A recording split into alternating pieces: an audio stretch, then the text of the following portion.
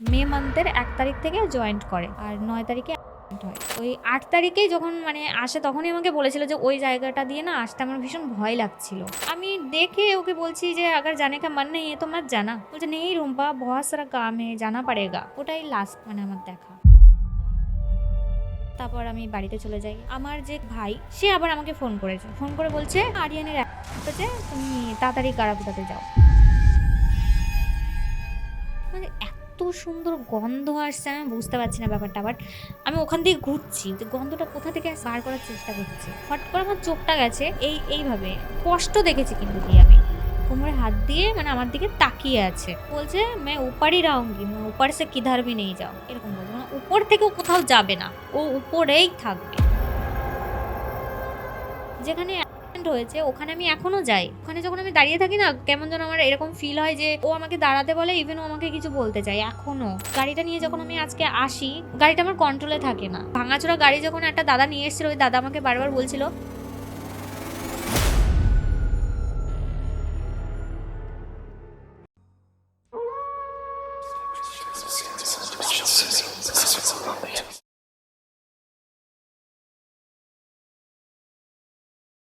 নমস্কার, আমি সৌমিতা।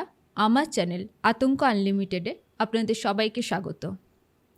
আজ আমরা আত্মার এক আলাদা স্বরূপ সম্পর্কে জানব।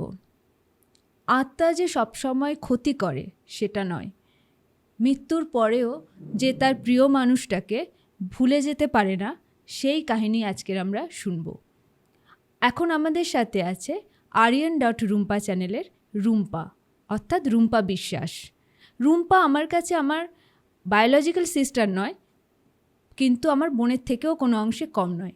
ঘটনাটা আমি সবটাই জানি, কিন্তু আজ সেই ঘটনাটা রুম্পা আপনাদের সাথে শেয়ার করবে। রুম্পা, কেমন আছিস? ভালো আছি, তুমি কেমন আছো? খুব ভালো আছি। তোর যে ঘটনাটা ঘটেছিল সেই ঘটনাটা দর্শকদের আজ পুরোটা বল। আরিয়ানের সাথে তোর কবে দেখা হয়েছিল, কিভাবে দেখা হয়েছিল, এবং তারপরে যে যে জিনিসগুলো হয়েছে এবং তুই যেগুলো ফিল করেছিস সেই ঘটনাটা পুরোটা বল। দেখা হয়েছিল কবে সেটা আমার তারিখটা মনে নেই, বাট ফার্স্ট মিট হয়েছিল এয়ারপোর্ট, কলকাতা এয়ারপোর্টে। সেটা দুর্গাপুজোর মধ্যে। এবার খুব একটা ভালো মনে নেই আমার দুর্গাপুজোর আগে হয়েছিল বা দুর্গাপুজোর মধ্যেই, যাই হোক হবে। তো এয়ারপোর্টে ফার্স্ট দেখা ওর সাথে। তারপর ওখান থেকে আমার বাড়িতে 5 দিন ছিল। 5 দিন থাকার পর ও আবার রিটার্ন চলে যায়। রিটার্ন টিকিট করেই এসেছিল, দুর্গাপুজো দেখবে বলে এসেছিল। তো যাই হোক, তারপর 5 দিন লাস্ট যেদিন ও যাবে ওর ফ্লাইট টাইম ছিল 2টোয় রাত্রি। তো আমি আর মা গেছিলাম ওকে দিতে এয়ারপোর্ট পর্যন্ত। আমার বোন গেছিল না, খুব একটা ভালো মনে নেই, অনেক দিনের কথা। যাই হোক, তো যাওয়ার দিন ও আমার বাবাকে বলে যে আমাকে বিয়ে করবে। তার আগে কিন্তু আমাদের মধ্যে ওই প্রেম লাভ ছিল, বন্ধুত্বের খাতিরের একটা লাভ থাকে, সেটা ছিল। কিন্তু ওই রকম লাভ ছিল না যে বয়ফ্রেন্ড গার্লফ্রেন্ড এরকম লাভ ছিল না। বাট ও যেদিন যায় সেদিন আমার বাবাকে বলে যে আমি রুম্পাকে বিয়ে করব। আমার বাবা তো শুনে ভয় পেয়ে গেছিলো, কারণ ও বাইরের ছেলে ছিল। তারপর অবাঙালি, বাঙালি না। তো বাবা মেনে নিয়েছিল না ওই টাইমটাই। ওকে কিছু বলেছিল না, শুধু এইটুকুই বলেছিল যে তুমি যাও, আমরা ভেবে পরে বলবো তোমাকে। তো ও আমার বাবার মুখ থেকে হ্যাঁটা বার করেই তারপরে গেছিল। ওর প্রচুর জেদ ছিল। তো সেখানে ও তারিখও ঠিক করে ফেলেছিল যে কত তারিখে বিয়ে করবে। জানুয়ারির 9 তারিখে ওর বার্থডের দিন। তো বার্থডের দিন তো বিয়ে হয় না, ও জানতো না, বাট আমরা জানি। তো বাবা বললো ঠিক আছে, হবে, তুমি যাও, পরে ভেবে বলবো। বাট ও আমার বাবার মুখ থেকে হ্যাঁটা শুনেই তারপরে গেছিলো। তো ওখানে হায়দ্রাবাদে ও 15 দিন মতো ছিল। 15 দিন পরে আমার টিকিট করে দেয় যে রুম্পা তুই চলে আয়। হিন্দিতেই বলেছিল, বাংলা বলতে পারতো না, বাঙালি ছিল না। তো তারপর আমার টিকিট করে দিল। বাড়ি থেকে আমি চলে গেলাম। বাট আমার বাবা জানতো না যে আমি বিয়ে করতে যাচ্ছি। আমার মা জানতো আর বোন জানতো যে আমি বিয়ে করতে যাচ্ছি। আর মা ওকে ভীষণ পছন্দ করেছিল। মানে ১ম দেখাই তারপর ওর ব্যবহার যখন বাড়িতে ছিল, ৫ দিন ছিল, তখন ওর ব্যবহার দেখেই আমার মা ফিদা হয়ে গেছিল যে খুব ভালো ছেলে। বাট হ্যাঁ, ও যে কাস্টের ছিল সেই কাস্টটা আমি বলেছিলাম না যে ও কি কাস্টের আছে। তো ও আমাকে বলেছিল, ১ম এই বলে দিয়েছিল যে আমি কিন্তু মুসলিম। বাট আমি সেটা বাড়িতে বলেছিলাম না। তো ও জানতো না। ও জানতো যে আমি বাড়িতে বলেছি। ও মানে মিথ্যা কথা বলতে পছন্দ করতো না। ও বলতো যা হবে সত্যিটা বলেই হবে। তো ও ওখানে যাওয়ার ১৫ দিন পরে আমার টিকিট করে, দেন আমি চলে যাই। তারপর ওখানে ৩ দিন থাকার পরে আমাদের বিয়ে হয়। একদম হিন্দু মতে।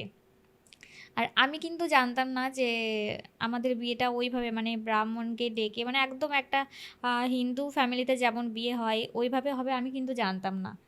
তো আর যখন যাই আমি হায়দ্রাবাদে, ও আগে থেকেই রুম নিয়ে রেখেছিল রেন্টে। ও কোম্পানি জব করতো তখন। ইউটিউবে আমরা আসিনি, বাট একটা অ্যাপে কাজ করতাম, ওখান থেকেই পরিচয় হয়েছিল, ভিগো। তো ওখানেও রুম নেয়, আমাকে ভিডিও কল করে দেখায় যেখানে রুমটা নিয়েছে পাশে কৃষ্ণ ভগবানের মন্দির। মানে আমাদের ভোরবেলা ঘুমটা ভাঙতো কীর্তন শুনে। ও ভীষণ মানে আমি জানি না অন্য কাস্টের, বাট আমাদের যে মানে পুজো প্রত্যেকটা পুজো ও কিন্তু পালন করতো।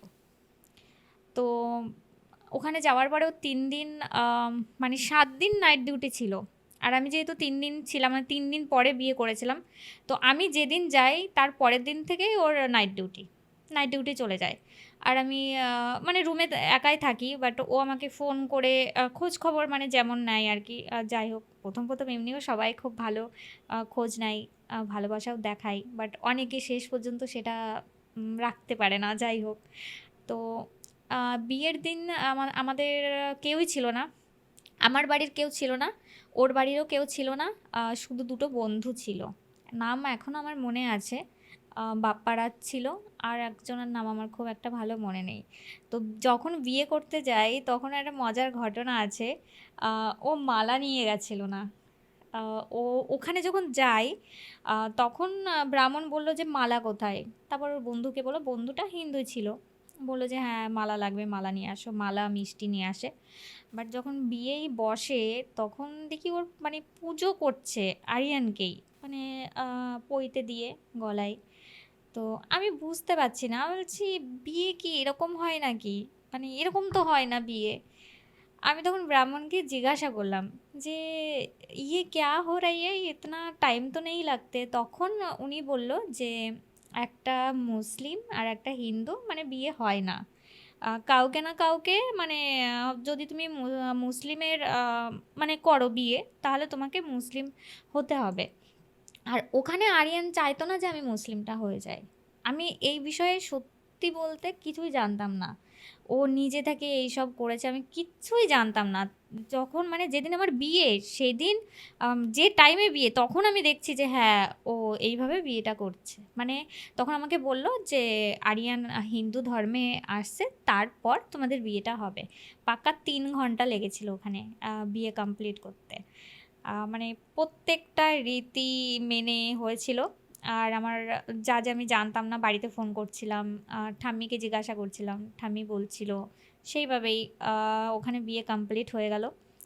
এবার ওখান থেকে আমরা কিন্তু রুমে যাওয়ার সময় কোনো উবের পাচ্ছিলাম না। কারণ ওই মন্দিরটা অনেকটা ভেতরে ছিল। তো যিনি আমাদের বিয়ে পড়িয়েছিলেন তিনি তার গাড়িতে মানে আমাদের ছেড়ে দিয়েছিল। মানে আমাদের দেখে অ্যাকচুয়ালি মানে জানি না, অনেকেই বলে যে আরিয়ানের সাথে আমাকে নাকি খুব ভালো মানিয়েছিল। অনেকেই বলে। তো ব্রাহ্মণও দেখে বলেছিল যে দুজনকে খুব ভালো মানিয়েছে। তো ওখান থেকে হায়দ্রাবাদ ৩ মাস ছিলাম। ৩ মাস থাকার পরে বাড়িতে মানে কলকাতা চলে আসি। কারণ আমার মেয়ে ছোট ছিল, একদম ছোট ছিল। তার জন্য কলকাতাতে চলে আসি। দেন তারপর কলকাতাতেই সেটেল হয়ে যাই। লকডাউন পড়ে যায়। ভিগোটা কন্টিনিউ করি। ও জব করছিল আর ও জব ছেড়ে দিয়ে কলকাতাতে চলে আসে। আর কলকাতাতে এসে যখন ওর সাইডে মানে আমরা বাড়ির পাশে মানে আশেপাশে বাড়িতে থাকার ইচ্ছা একদমই ছিল না। ও বলেছিল যে বাড়ির আশেপাশে কোথাও রুম নিয়ে থাকবো আর ওখানে জব টব করবো। তো বাড়িতে ঢোকার সাথে সাথে মানে ১ মাস পরেই লকডাউন। লকডাউনে কোম্পানি বন্ধ হয়ে গেছে, প্রত্যেকটা কোম্পানিই বন্ধ ছিল। তারপরেও আমরা ভাবলাম যে বাড়িতে থাকাটা কেমন হয়, বাট আমার বাবা আর যেতে দেয় না, যেহেতু আমার কোনো ভাই দাদা ছিল না। তো ওকে ভীষণ ভালোবেসেছিল আর বাড়িতে একটা ছেলে মানুষ দরকার আমাদের। তো বাবা বলেছিল যে তুমি এখানেই থাকো, তোমার যেতে হবে না কোথাও। তখন ও বলল যে আমরা ইউটিউব করতে পারি। আমার তো একদমই মন ছিল না, আমি রাজিও ছিলাম না, বাট ও প্রচুর আমাকে ফোর্স করার পরে ইউটিউবে নামি। ভিডিও শ্যুট করছি, ১ মাস হয়েছে করছি, কিন্তু ভিউ খুব একটা স্টার্টিং আসতো না। তখন ভীষণ হার্ড ছিল, এখনও হার্ড, তখনও প্রচুর হার্ড ছিল। তো আমি তো মাঝে মাঝে রেগে যেতাম যে সবার ভিউ আসে, আমাদের ভিউ আসে না, আমি করব না। তারপরেও আবার বলতো যে ধৈর্য রাখ, সব কিছু হবে। বাট তারপর ৩ মাসেই চ্যানেল পাস করিয়ে দিই আর ৬ মাসে প্লে বাটন চলে আসে। তারপর ভালোই কাজ করছিলাম। তারপর তো আস্তে আস্তে ভিগো বন্ধ হয়ে গেল। আর ও টিকটক করতো, বাট আমি টিকটক করতাম না, ও করতো। আমার টিকটক নামটা খুব একটা পছন্দ হতো না, তার জন্য আমি কখনো করিনি, আমার ভিগোটাই ঠিক আছে। তো ইউটিউবে ঠিকঠাক কাজ করলো, করতে করতে লাস্ট অবধি মানে আমাদের বিয়ে এখন, ও যদি থাকতো, ও নেই বলেও আমার কখনো মনে হয় না। এখন এই ৭ বছর, ৫ বছর যখন হয় আমাদের বিয়ের, ও কেমন যেন একটু চেঞ্জ হয়ে যায়। মানে বাড়িতে বেশি সময় দেয় না, আমাকেও বেশি সময় দেয় না। আর সোশ্যাল মিডিয়া থেকে মন একদমই চলে যায় ওর। মানে মারা যাওয়ার ২ বছর আগে থেকে সোশ্যাল মিডিয়া থেকে ওর মন চলে গেছে। মানে পুরোটা সোশ্যাল মিডিয়া আমি দেখছি তখন। রোজ সকাল ১০টা ১১টায় বেরিয়ে যায়, রাত্রি ১১টা ১২টার সময় বাড়িতে ঢোকে। কিছু বলতে গেলে ঝামেলা, অশান্তি। আর ও একটু জেদি টাইপের ছিল, ওকে কিছু বলা যেত না। যেহেতু মানে অন্য কাস্টের, তারপর অবাঙালি, মানে আম আমরা যেমন মানে বুঝি, আমাদেরকে বুঝিয়ে বললে আমরা বুঝি, কিন্তু ওরা না বুঝতে চাইতো না। তখন হয়তো বুঝতে চাইতো, বাট পরে গিয়ে আবার যেটা সেটাই। বোঝে কম। অবাঙালিরা অ্যাকচুয়ালি বোঝে কম। কারণ আমি থেকে জানি। তো যাই হোক, ওকে অনেক বোঝানো হয়, বাট বোঝে না। অশান্তি টুকটাক ওরকম বাড়তেই থাকে। এবার ও প্রচুর ড্রিঙ্ক করতে শুরু করে দেয়। প্রচুর মানে প্রচুর, সবসময় রোজ, রোজ খেত। আমি জানি না ও কাদের সাথে মিশতো, বাট আমার বাড়িতে আমার বাবার কাছে অনেকে কমপ্লেন করতো যে তোমার জামাইকে বারে দেখেছি। আর আমার বোনকে ওর বন্ধু-বান্ধব ফোন করে বলতো যে, "তুই তো বলেছিস তোর জিজু ড্রিংক করে না। তো তোর জিজুকে দেখলাম এরকম বার থেকে বেরোচ্ছে।" আমাদের ওখানে একটা বার আছে এলাকাতে। সবাই যেহেতু সবাই চেনে, ইউটিউবার। আর আরিয়ান একটা কিউট, একটা হ্যান্ডসাম একটা ছেলে ছিল। মানে ওর পুরো মানে চোখে, সবার চোখে থাকতোই যে হ্যাঁ, এইখানে একটা জামাই আছে। এই পাড়াতে একটা জামাই আছে। সেটা হচ্ছে আরিয়ান। তো সবাই চিনতো ওখান থেকে। আর সবাই একটু ওর একটু মানে আম বাজে ছেলেদের সাথে ঘোরাফেরা যদি একটু দেখতো, সবাই বাবাকে বলে দিত। আমাকেও বলতো অনেকে, কিন্তু আমি ওকে কিছু বলতে পারতাম না। তো ভীষণ বিগড়ে যায়, ভীষণই মানে টাকা পয়সা নষ্ট করতে শুরু করে দেয়।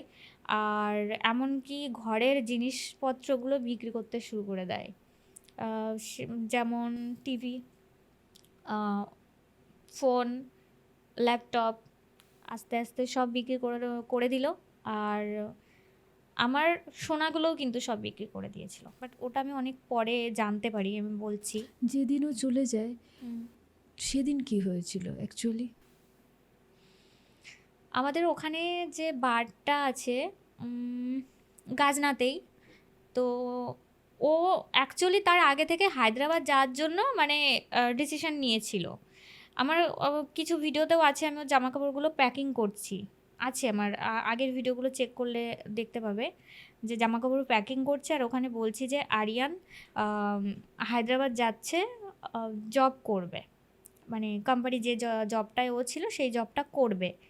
তো ও কিন্তু ৭ দিন হয়ে যাচ্ছে, ও যাচ্ছে না। ৭ দিনের বেশি হয়ে যাচ্ছে, ও যাচ্ছে না।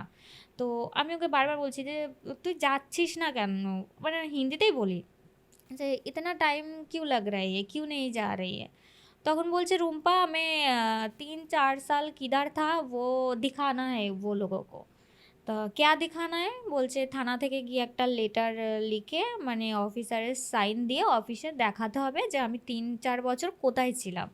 নাহলে তো তারা তো বুঝবে যে হয়তো কোনো ক্রাইম করেছে বা জেলে ছিল এরকম কিছু একটা। যাই হোক আমি তখন অতটা ভালো বুঝতাম না। তো আমি বললাম হয়তো হতেও পারে। হুম। তো ও রোজ থানায় যাচ্ছে বাট ও নাকি সাইনটা মানে সইটা পাচ্ছে না। এবার আমি ওর কথা শুনছি। আর সাইন নেওয়ার জন্য আমার মায়ের কাছ থেকে টাকাও নিয়েছিল কিছু।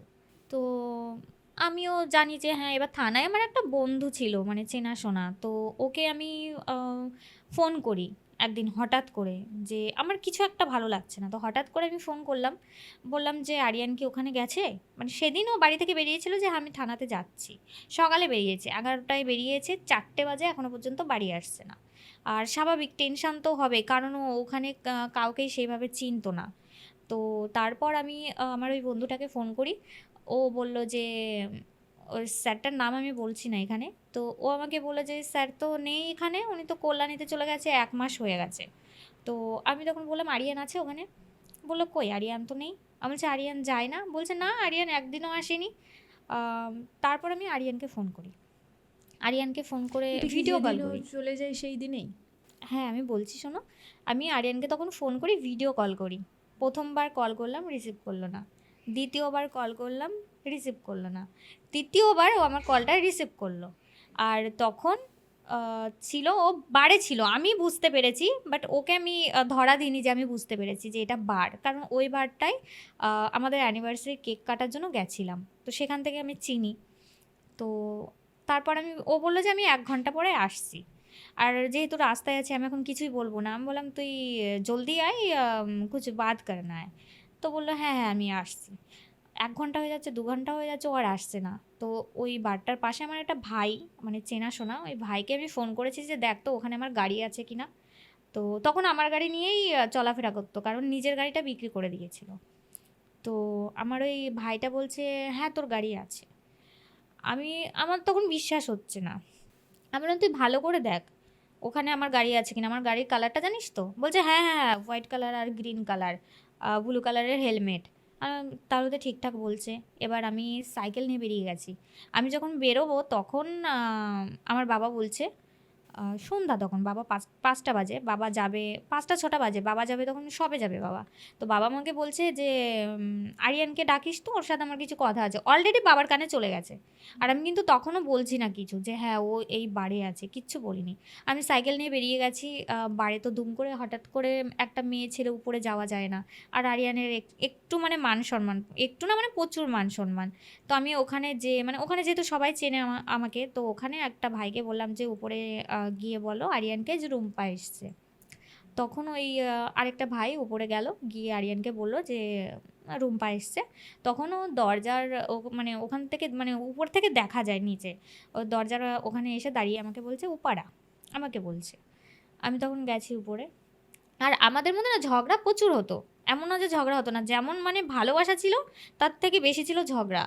প্রচুর ঝগড়া হতো কিন্তু আমরা কখনো না মানে পাবলিকের সামনে বা সোশ্যাল মিডিয়ায় দেখাইনি যে হ্যাঁ, আমাদের মধ্যে ঝগড়া চলছে। এবার আমি উপরে যাচ্ছি, আমি হাসতে, হাসতে যাচ্ছি। কাউকে বুঝতে দিচ্ছি না যে আমার আর ওর মধ্যে ঝামেলা চলছে। আমি হাসতে, হাসতে যাচ্ছি, ও আমাকে আস্তে, আস্তে বলছে "মেরা ইজ্জত নিকাল দিয়া।" এরকম আস্তে, আস্তে বলছে। আমি ওকে বললাম, "তেরা ইজ্জত হ্যায় ক্যা নিকালনে কে লিয়ে?" তারপরে বারে যে একটা ভাই ছিল তাকে আমি বললাম যে, "ইধার লড়কি কা আনা মানা হ্যায় ক্যা?" তখন বলছে, "নেই, নেই।" তা তারপর আমি বলছি, "তো आर्यन ऐसा क्यों कर रही है?" বলছে, "नहीं कोई बात नहीं आप बैठो।" তো একটা টেবিলে ৬ থেকে ৭ টা। তারপরে ওখানে দেখলাম যে ও একা ছিল। মানে আর কেউ ছিল না। আ কাউকে আমি দেখতে পাইনি। ২-১ জন ছিল অন্য টেবিলে বসেছিল, তাদের আমি চিনি না। তো ওখান থেকে আমি সোজা বাড়িতে চলে যাই। ওকে আর কিছু বলিনি আমি ওখানে। কারণ এলাকার মধ্যে তো, এজন্য কিছু না বলে আমি সোজা বাড়িতে চলে যাই। বাড়িতে গিয়ে ওর আর ফোন আমি রিসিভ করি না। এবার বাবা ওকে ফোন করেছিল যে, "তুমি জলদি আসো, তোমার সাথে কিছু কথা আছে।" তখন বাজে ৯টা। তো ও আমি ওর নাম্বার ব্লক লিস্ট করে দিই। আর ও আমার বাবাকে ফোন করে রুম্পার সাথে কথা বলবো। তা আমি কথা বলিনি ওইদিন।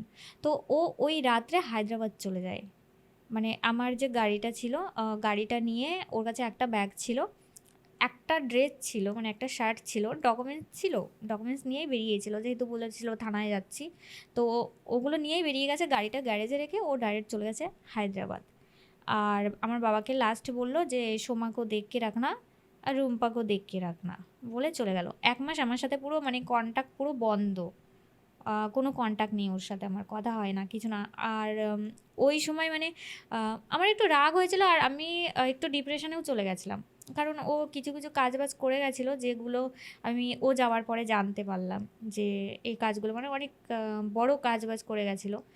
সেগুলো ও যাওয়ার পরে আমি জানতে পারি, তারপরে আমি একটু ডিপ্রেশন চলে যাই, আর আমার আশেপাশের সবাই বন্ধুবান্ধব সবাই বলে যে ও ধোকা দিয়ে চলে গেছে।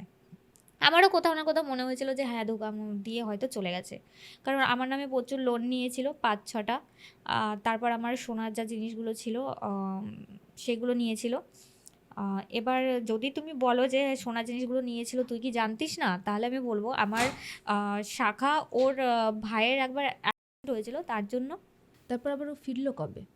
8 থেকে 9 মাস পরে। 8 1 মাস পরে কন্ট্যাক্ট করেছে আমার সাথে, আবার কন্ট্যাক্ট করেছে, কথা বলতো, তারপর কন্টিনিউ কথা বলছিলাম টুকটাক। কোনো কিছু দরকার পড়লে বলতাম যে হ্যাঁ, আমার এটার এই লাগবে, ওটার ওই লাগবে। একবারই আমাকে টাকা পাঠিয়েছিল, তারপর আর টাকা পাঠায়নি। আর ইউটিউবটা পুরোটাই মানে 8 মাস আমি দেখাশোনা করেছি। আচ্ছা। 8 মাস 9 মাস পরে আসলো, হঠাৎ করে না বলে বাড়িতে চলে আসলো। হ্যাঁ, এসে অবশ্য সরি বলেছিল, কারণ ওই যে টিভিটা বলেছিল হায়দ্রাবাদ নিয়ে যাচ্ছে, বাট ওটা আমি জানতে পারি বিক্রি করে দিয়েছে। তো এগুলোর জন্য সরি বলেছিল। দেন তারপর ঠিকঠাক ছিল। আমাকে এটাও বলেছিল যে আর ড্রিঙ্ক করবে না। তারপর জব দেখে একটা, কৃষ্ণনগর টাটা কোম্পানিতে জব দেখে, 1 মাস ট্রেনিং হয়। ট্রেনিং হওয়ার পরে 1 তারিখ থেকে, মে মান্থের 1 তারিখ থেকে জয়েন্ট করে, আর 9 তারিখে অ্যাক্সিডেন্ট হয়। 9 তারিখে যখন ও যায়, মানে তার আগের দিন 8 তারিখে অনেকটা লেট বাড়ি এসেছিলো অফিসের কাজে, মানে কল্যাণী যেতে হয়েছিল ওর ওই অ্যাডমিট কার্ডের জন্য, তারপর আরও কী কী ছিল, যাই হোক বাবা জানে এগুলো ভালো। তো ওখান থেকে আসতেই ওর প্রায় 12টা বেজে গেছিলো রাত্রি। আর গাড়ি নিয়ে আসছিল, বাবার গাড়িটা ও নিয়ে যেত। বাবার ছিল গ্ল্যামার গাড়ি, ওই গাড়িটাই ও নিয়ে আসা যাওয়া করতো।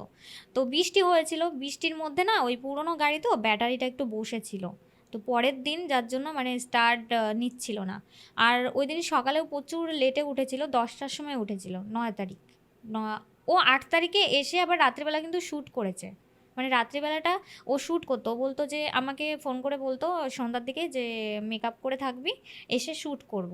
বেশিরভাগ শ্যুট মানে রাত্রের দিকে আমরা করতাম। তো 9 তারিখ শ্যুট করেছে। তারপর 9 তারিখে সকালবেলা 10টার সময় উঠেছে ঘুম থেকে, উঠে ওর মানে শরীরটা চলছে না, ভীষণ মানে ক্লান্ত।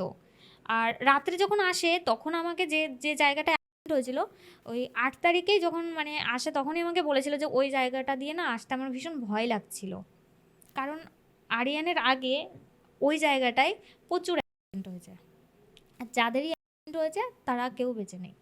মানে আরিয়ানের অ্যাক্সিডেন্টের 1 বছর কি 6 মাস আগে আমাদের পাড়ারই একটা ছেলের অ্যাক্সিডেন্ট হয় সেম জায়গায়। মানে ওই জায়গাটাই খারাপ। হ্যাঁ, খারাপ। এবার ও আমাকে বলছে ওই জায়গাটা দিয়ে না আসতে আমার ভীষণ ভয় লাগছিল। আমি তখন বললাম যে রাত্রি হয়ে গেছিলো, একদম 12টা বাজে। আমি রাত্রি হয়ে গেছিলো, এর জন্য হয়তো হবে, ভয় লাগছিল। তো 9 তারিখ 10টার সময় যখন উঠলো, ওর অফিস যেতে ইচ্ছা করছে না। সকালবেলা ও রোজ সকালে ওয়ার্কআউট করতো, মানে ওর নিজের শরীরের প্রচুর যত্ন নিত, যেহেতু মানে হ্যান্ডসাম কিউট ছিল, মানে নিজেকে খুব যত্ন করতো, খুব মানে খুব। তো আমার বোনের রুমে ও ওয়ার্কআউট কমপ্লিট করলো, করে স্নান করতে যাবে। আহ, মানে রুমে এসে না মানে সেই ল্যাদখোর যাকে বলে, মানে ও কিন্তু এমনিতে কুঁড়ে ছিল না, কাজের ছিল। তো মানে নড়ছে না ওর শরীর। আমি দেখে ওকে বলছি যে अगर जाने का मन नहीं है तो मत जाना। বলছে नहीं রুম্পা, बहुत सारा काम है, जाना पड़ेगा। আমি আর কিছু বললাম না, কারণ আরিয়ান ওই যে বললাম ভীষণ জেদ, ওর প্রচুর জেদ, ও কারোর কথা শোনে না। তারপরে স্নান করতে গেল, নিচে গেছিলো সেদিন, উপরে বাথরুমে জল ছিল না, নিচে গেল স্নান করলো, উপরে আসলো। আমি বললাম ঠিক है मैं खाना डाल रही हूँ, तो आजा। তো বললো হ্যাঁ ঠিক है। আমি নিচে খাবার মানে রেডি করছি, উপরে দেখি ওর একটা ফোন আসলো, তাকে বলছে আমি 20 মিনিটের মধ্যে আসছি। আর কৃষ্ণনগর কিন্তু আমার বাড়ি থেকে 1 ঘন্টা মতো লাগবে, এরকম লাগে। তো ও যখন নিচে আসলো, আর আমাদের সকালবেলার খাবার আর রাতের খাবার একসাথে খেতাম। সকালবেলা একসাথে মানে খেয়ে ও বেরিয়ে যেত, আবার রাত্রিবেলা ও যতক্ষণ না আসবে ততক্ষণ আমি খেতাম না। তো নিচে আসলো, আমি বললাম যে 20 मिनट क्यों बोला, तेरा तो बहुत टाइम लगेगा, तो फिर ज़ोर से भगाएगा क्या गाड़ी। ও খুব জোরে গাড়ি চালাতো, হ্যাঁ প্রচুর। তো বলছে নেই নেই নেই, मैं ऐसे ही बोल दिया। তো সেদিন বাবার গাড়িটা ও বার করলো, স্টার্ট নিচ্ছে না। ওই যে আগের দিন বৃষ্টি ছিল, ব্যাটারিটা বসে গেছে। তো আমি বললাম मत जाना आर्यन, मैं बहुत बार बोल रही हूँ मत जा। ও সেই এক কথা, নেই রুম্পা बहुत सारा काम है। তারপরে আমার গাড়িটা বার করলো। আমার গাড়িতে তেল নেই। বাধা কিন্তু অনেকভাবে এসছে। ওর মারা যাওয়ার 3 দিন আগে ওর গলার থেকে তুলসীর মালা ছিঁড়ে গেছিল। আমি তখন খুব একটা বুঝেছিলাম না। আর একটা পাখি আমার ঘরে ঢুকেছিল, ছোট্ট পাখি একদম। তো ওই পাখিটাও ও যখন অফিস থেকে আসে, আমার শোকেসের পাশে আটকে ছিল। তো ও অফিস থেকে এসে মানে বার করলো, বার করে আমি বললাম ছেড়ে দে, এত ছোট, প্রচুর ঝড় বৃষ্টি হয়েছিল, আমি বললাম ছেড়ে দে ছোট্ট পাখি। ও ছাড়তে গেল, পাখিটা না উড়ে পড়ে গেল, একটা বিড়ালে টেনে নিয়ে চলে গেল। ও তখন মানে ওর চোখ দিয়ে জল বেরিয়ে গেছিল। তো আমি বললাম, ঠিক আছে ছাড় না। ও প্রচুর কষ্ট পেয়েছিল, যাই হোক। তো এবার আমার গাড়িটার তেল নেই। আমাদের যেহেতু লোকালে তেল পাওয়া যেত তখন, তো পাশে একটা শপ ছিল, সেখানে গেছি, আমিও গেছি। আম, ওখান থেকে তেল ও নিল। নিয়ে আমি বললাম আমি বাড়িতে চলে যাই, কারণ আমি ওড়না নিয়ে গেছিলাম না। ওই আমাকে বললো যে तू घर जा, मैं देख लेती हूँ, तो दुपट्टा लेकर नहीं आया ना, तो घर जा, এরকম বললো। আর আমি ঠিক আছে। আমি ওই শপ থেকে বেরিয়ে মানে বাড়ির দিকে যাচ্ছি, আর হঠাৎ করে কেমন যেন মনে হলো, দেখি তো গাড়িটা জোরে চালালো না মানে আস্তে চালিয়ে যাচ্ছে। তখন আমি পেছন ফিরে তাকালাম, দেখি না গাড়িটা ঠিকঠাক আছে। ওটাই লাস্ট মানে আমার দেখা। তারপর আমি বাড়িতে চলে যাই। 3টের দিকে ও আমাকে ফোন করে, বললো আমি অফিস থেকে আজকে তাড়াতাড়ি বেরিয়ে গেছি, আম, বাড়ি আসছি তাড়াতাড়ি। তো তু ক্যা খায়েগা বল খানা। ও রোজ কিছু না কিছু নিয়ে আসতো আমার জন্য, চাউমিন বলো, এগরোল বলো। এগরোলটা আমার একটু মানে প্রিয় ছিল, ডিম যেহেতু পছন্দের। আর আইসক্রিমটা। তো বারবার আমাকে বলছে কেয়া লেকে যাও তেরে লিয়ে। আমি বলা কুছ নেই, তো বাস ऐसे ही आजा। কারণ ওই সময়টা আমাদের কাছে টাকা একদমই ছিল না। মানে ইউটিউবে ঠিকঠাক কাজ করতাম না, যাই হোক। তো 3টে থেকে কন্টিনিউ রাত্রি 7টা পর্যন্ত বৃষ্টি হয়েছে ওই দিন, প্রচুর বৃষ্টি। মে মান্থের 9 তারিখ, বারটা ছিল হয়তো বৃহস্পতিবার ছিল। ও 5টার সময় আমাকে ফোন করলো, আবার বলছে রুম্পা ক্যা খায়েগা বল। আমি তো আবারও বললাম যে কুছ নেই চাইয়ে মুঝে, কুছ নেই চাইয়ে। তখন ও বলছে তু আগার বলতে না মুঝে বহুত আচ্ছা লাগতা है, তু বল না ক্যা চাইয়ে। তখন আমি বললাম ঠিক আছে চাউমিন লেকে আ। তারপর আমি নিচে গিয়ে দেখি, আর আমার ফোনে একদম ব্যালেন্স ছিল না। আমি নিচে গিয়ে দেখি বোন চাউমিন করছে। আমি বললাম, তাহলে এবার যদি আরিয়ান ফোন করে ওকে বলবো চাউমিনটা আনতে হবে না, বাড়িতে করছে। আর ও সকালবেলা যখন গেছিলো তখন আমাকে বলেছিল খিচুড়ি রান্না করতে। তো তারপর আবার ফোন করলো 5:30টার দিকে। আমি তখন বললাম যে বোন চাউমিন করছে, চাউমিন আনতে হবে না। আর তু কুছ মত খা, मैं खिचड़ी बना रही हूँ, तो आके खिचड़ी खाना। তখন ও বলছে तू खिचड़ी बनाया, ওকে ওকে मैं बाहर से कुछ नहीं खा रही हूँ, मैं आके खिचड़ी दबा के खाऊं। ও খেতে ভীষণ ভালোবাসতো। তারপর 9টা 9টা 9টার সময় আমার বাবা ফোন করে ওকে। ও বাবার ফোন রিসিভ করে, করে বলল যে আমি আসছি বাবা, আমি আসছি। আর আমাদের বাড়িতে একটা রুল আছে, সেটা হচ্ছে আমার বাবা 9টার সময় সব থেকে বাড়িতে ঢোকে। তো আমার বাবা বলে 9টার সময় আমি বাড়িতে ঢুকে যেন সবাইকে দেখতে পাই, এটা বলে বাবা। তো 9টা বেজে যাচ্ছে, ও ফোন তুলছে না। তারপর একবার একবার ফোন তুললো, পরে ফোন করেছে বাবা, আর ফোন তোলেনি। আর বাবার সাথে কথা বলার পরে 2-3বার বাবা ফোন করেছে, ও ফোন রিসিভ না করে আমাকে ফোন করেছে। বলছে রুম্পা তুই বাবাকে বল কল মত করনে কে লিয়ে, मैं आ रही हूँ। তারপর আমি বাবাকে বললাম তুমি কল করো না, ও আসছে। গাড়ি টাড়ি চালাচ্ছে হয়তো, ফোন বারবার এরকম বাজলেও রিসিভ করতে পারবে না, যাই হোক। তারপর বৃষ্টি হয়েছে, আর স্কুটি ভীষণ স্লিপ কাটে। বাবার টেনশন ছিল যে স্কুটিটা স্লিপ কাটে, আর আমাদের বাড়ির পাশের রাস্তাটা মানে ভীষণ পিছল, এই টেনশনটাই ছিল বাবার। আর আর আমার অন্য টেনশন ছিল যে ড্রিঙ্ক না করে, এই টেনশনটা ছিল। তারপর আমি খিদে, আমার কিন্তু খিচুড়ি ভীষণ পছন্দের, আমার ভীষণ খিদে পেয়ে গেছে, তখন বাজে 10টা, 10টা 10:30 বাজে। আমি যে এখনও আসছে না, এখনও আসছে না, আমার প্রচুর রাগ হলো যে আজকে আসলে হবে, ঝামেলা হবে। তারপর আমি নিচে চলে গেলাম খেতে। খিচুড়িটা না আমি আর খেতে পারছি না। একবার নিয়েছি খিচুড়িটা, নিয়ে আমি আর খেতে পারলাম না, রেখে দিলাম। রেখে দিয়ে আর শরীরের মধ্যে মানে কেমন যেন লাগছে, ভালো লাগছে না, অস্থির অস্থির লাগছে। মা বাবা দেখি শুয়ে পড়েছে। তারপর আমি উপরে চলে গেলাম। উপরে গিয়ে আমি এক এডিট ছিল যে খিচুড়ি বানাচ্ছিলাম, সেই ভিডিওটা এডিট করছিলাম।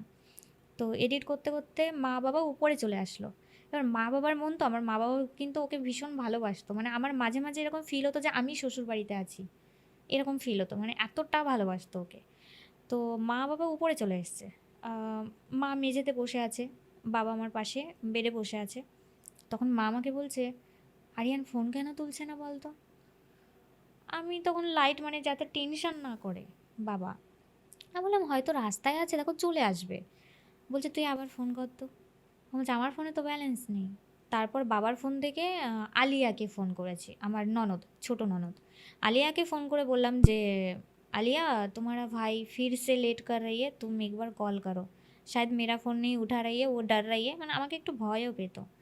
शायद डर रही है, तुम एक बार কল करके देखो। আলিয়া ফোন করেছে 2 থেকে 3 বার, ফোন রিসিভ করেনি।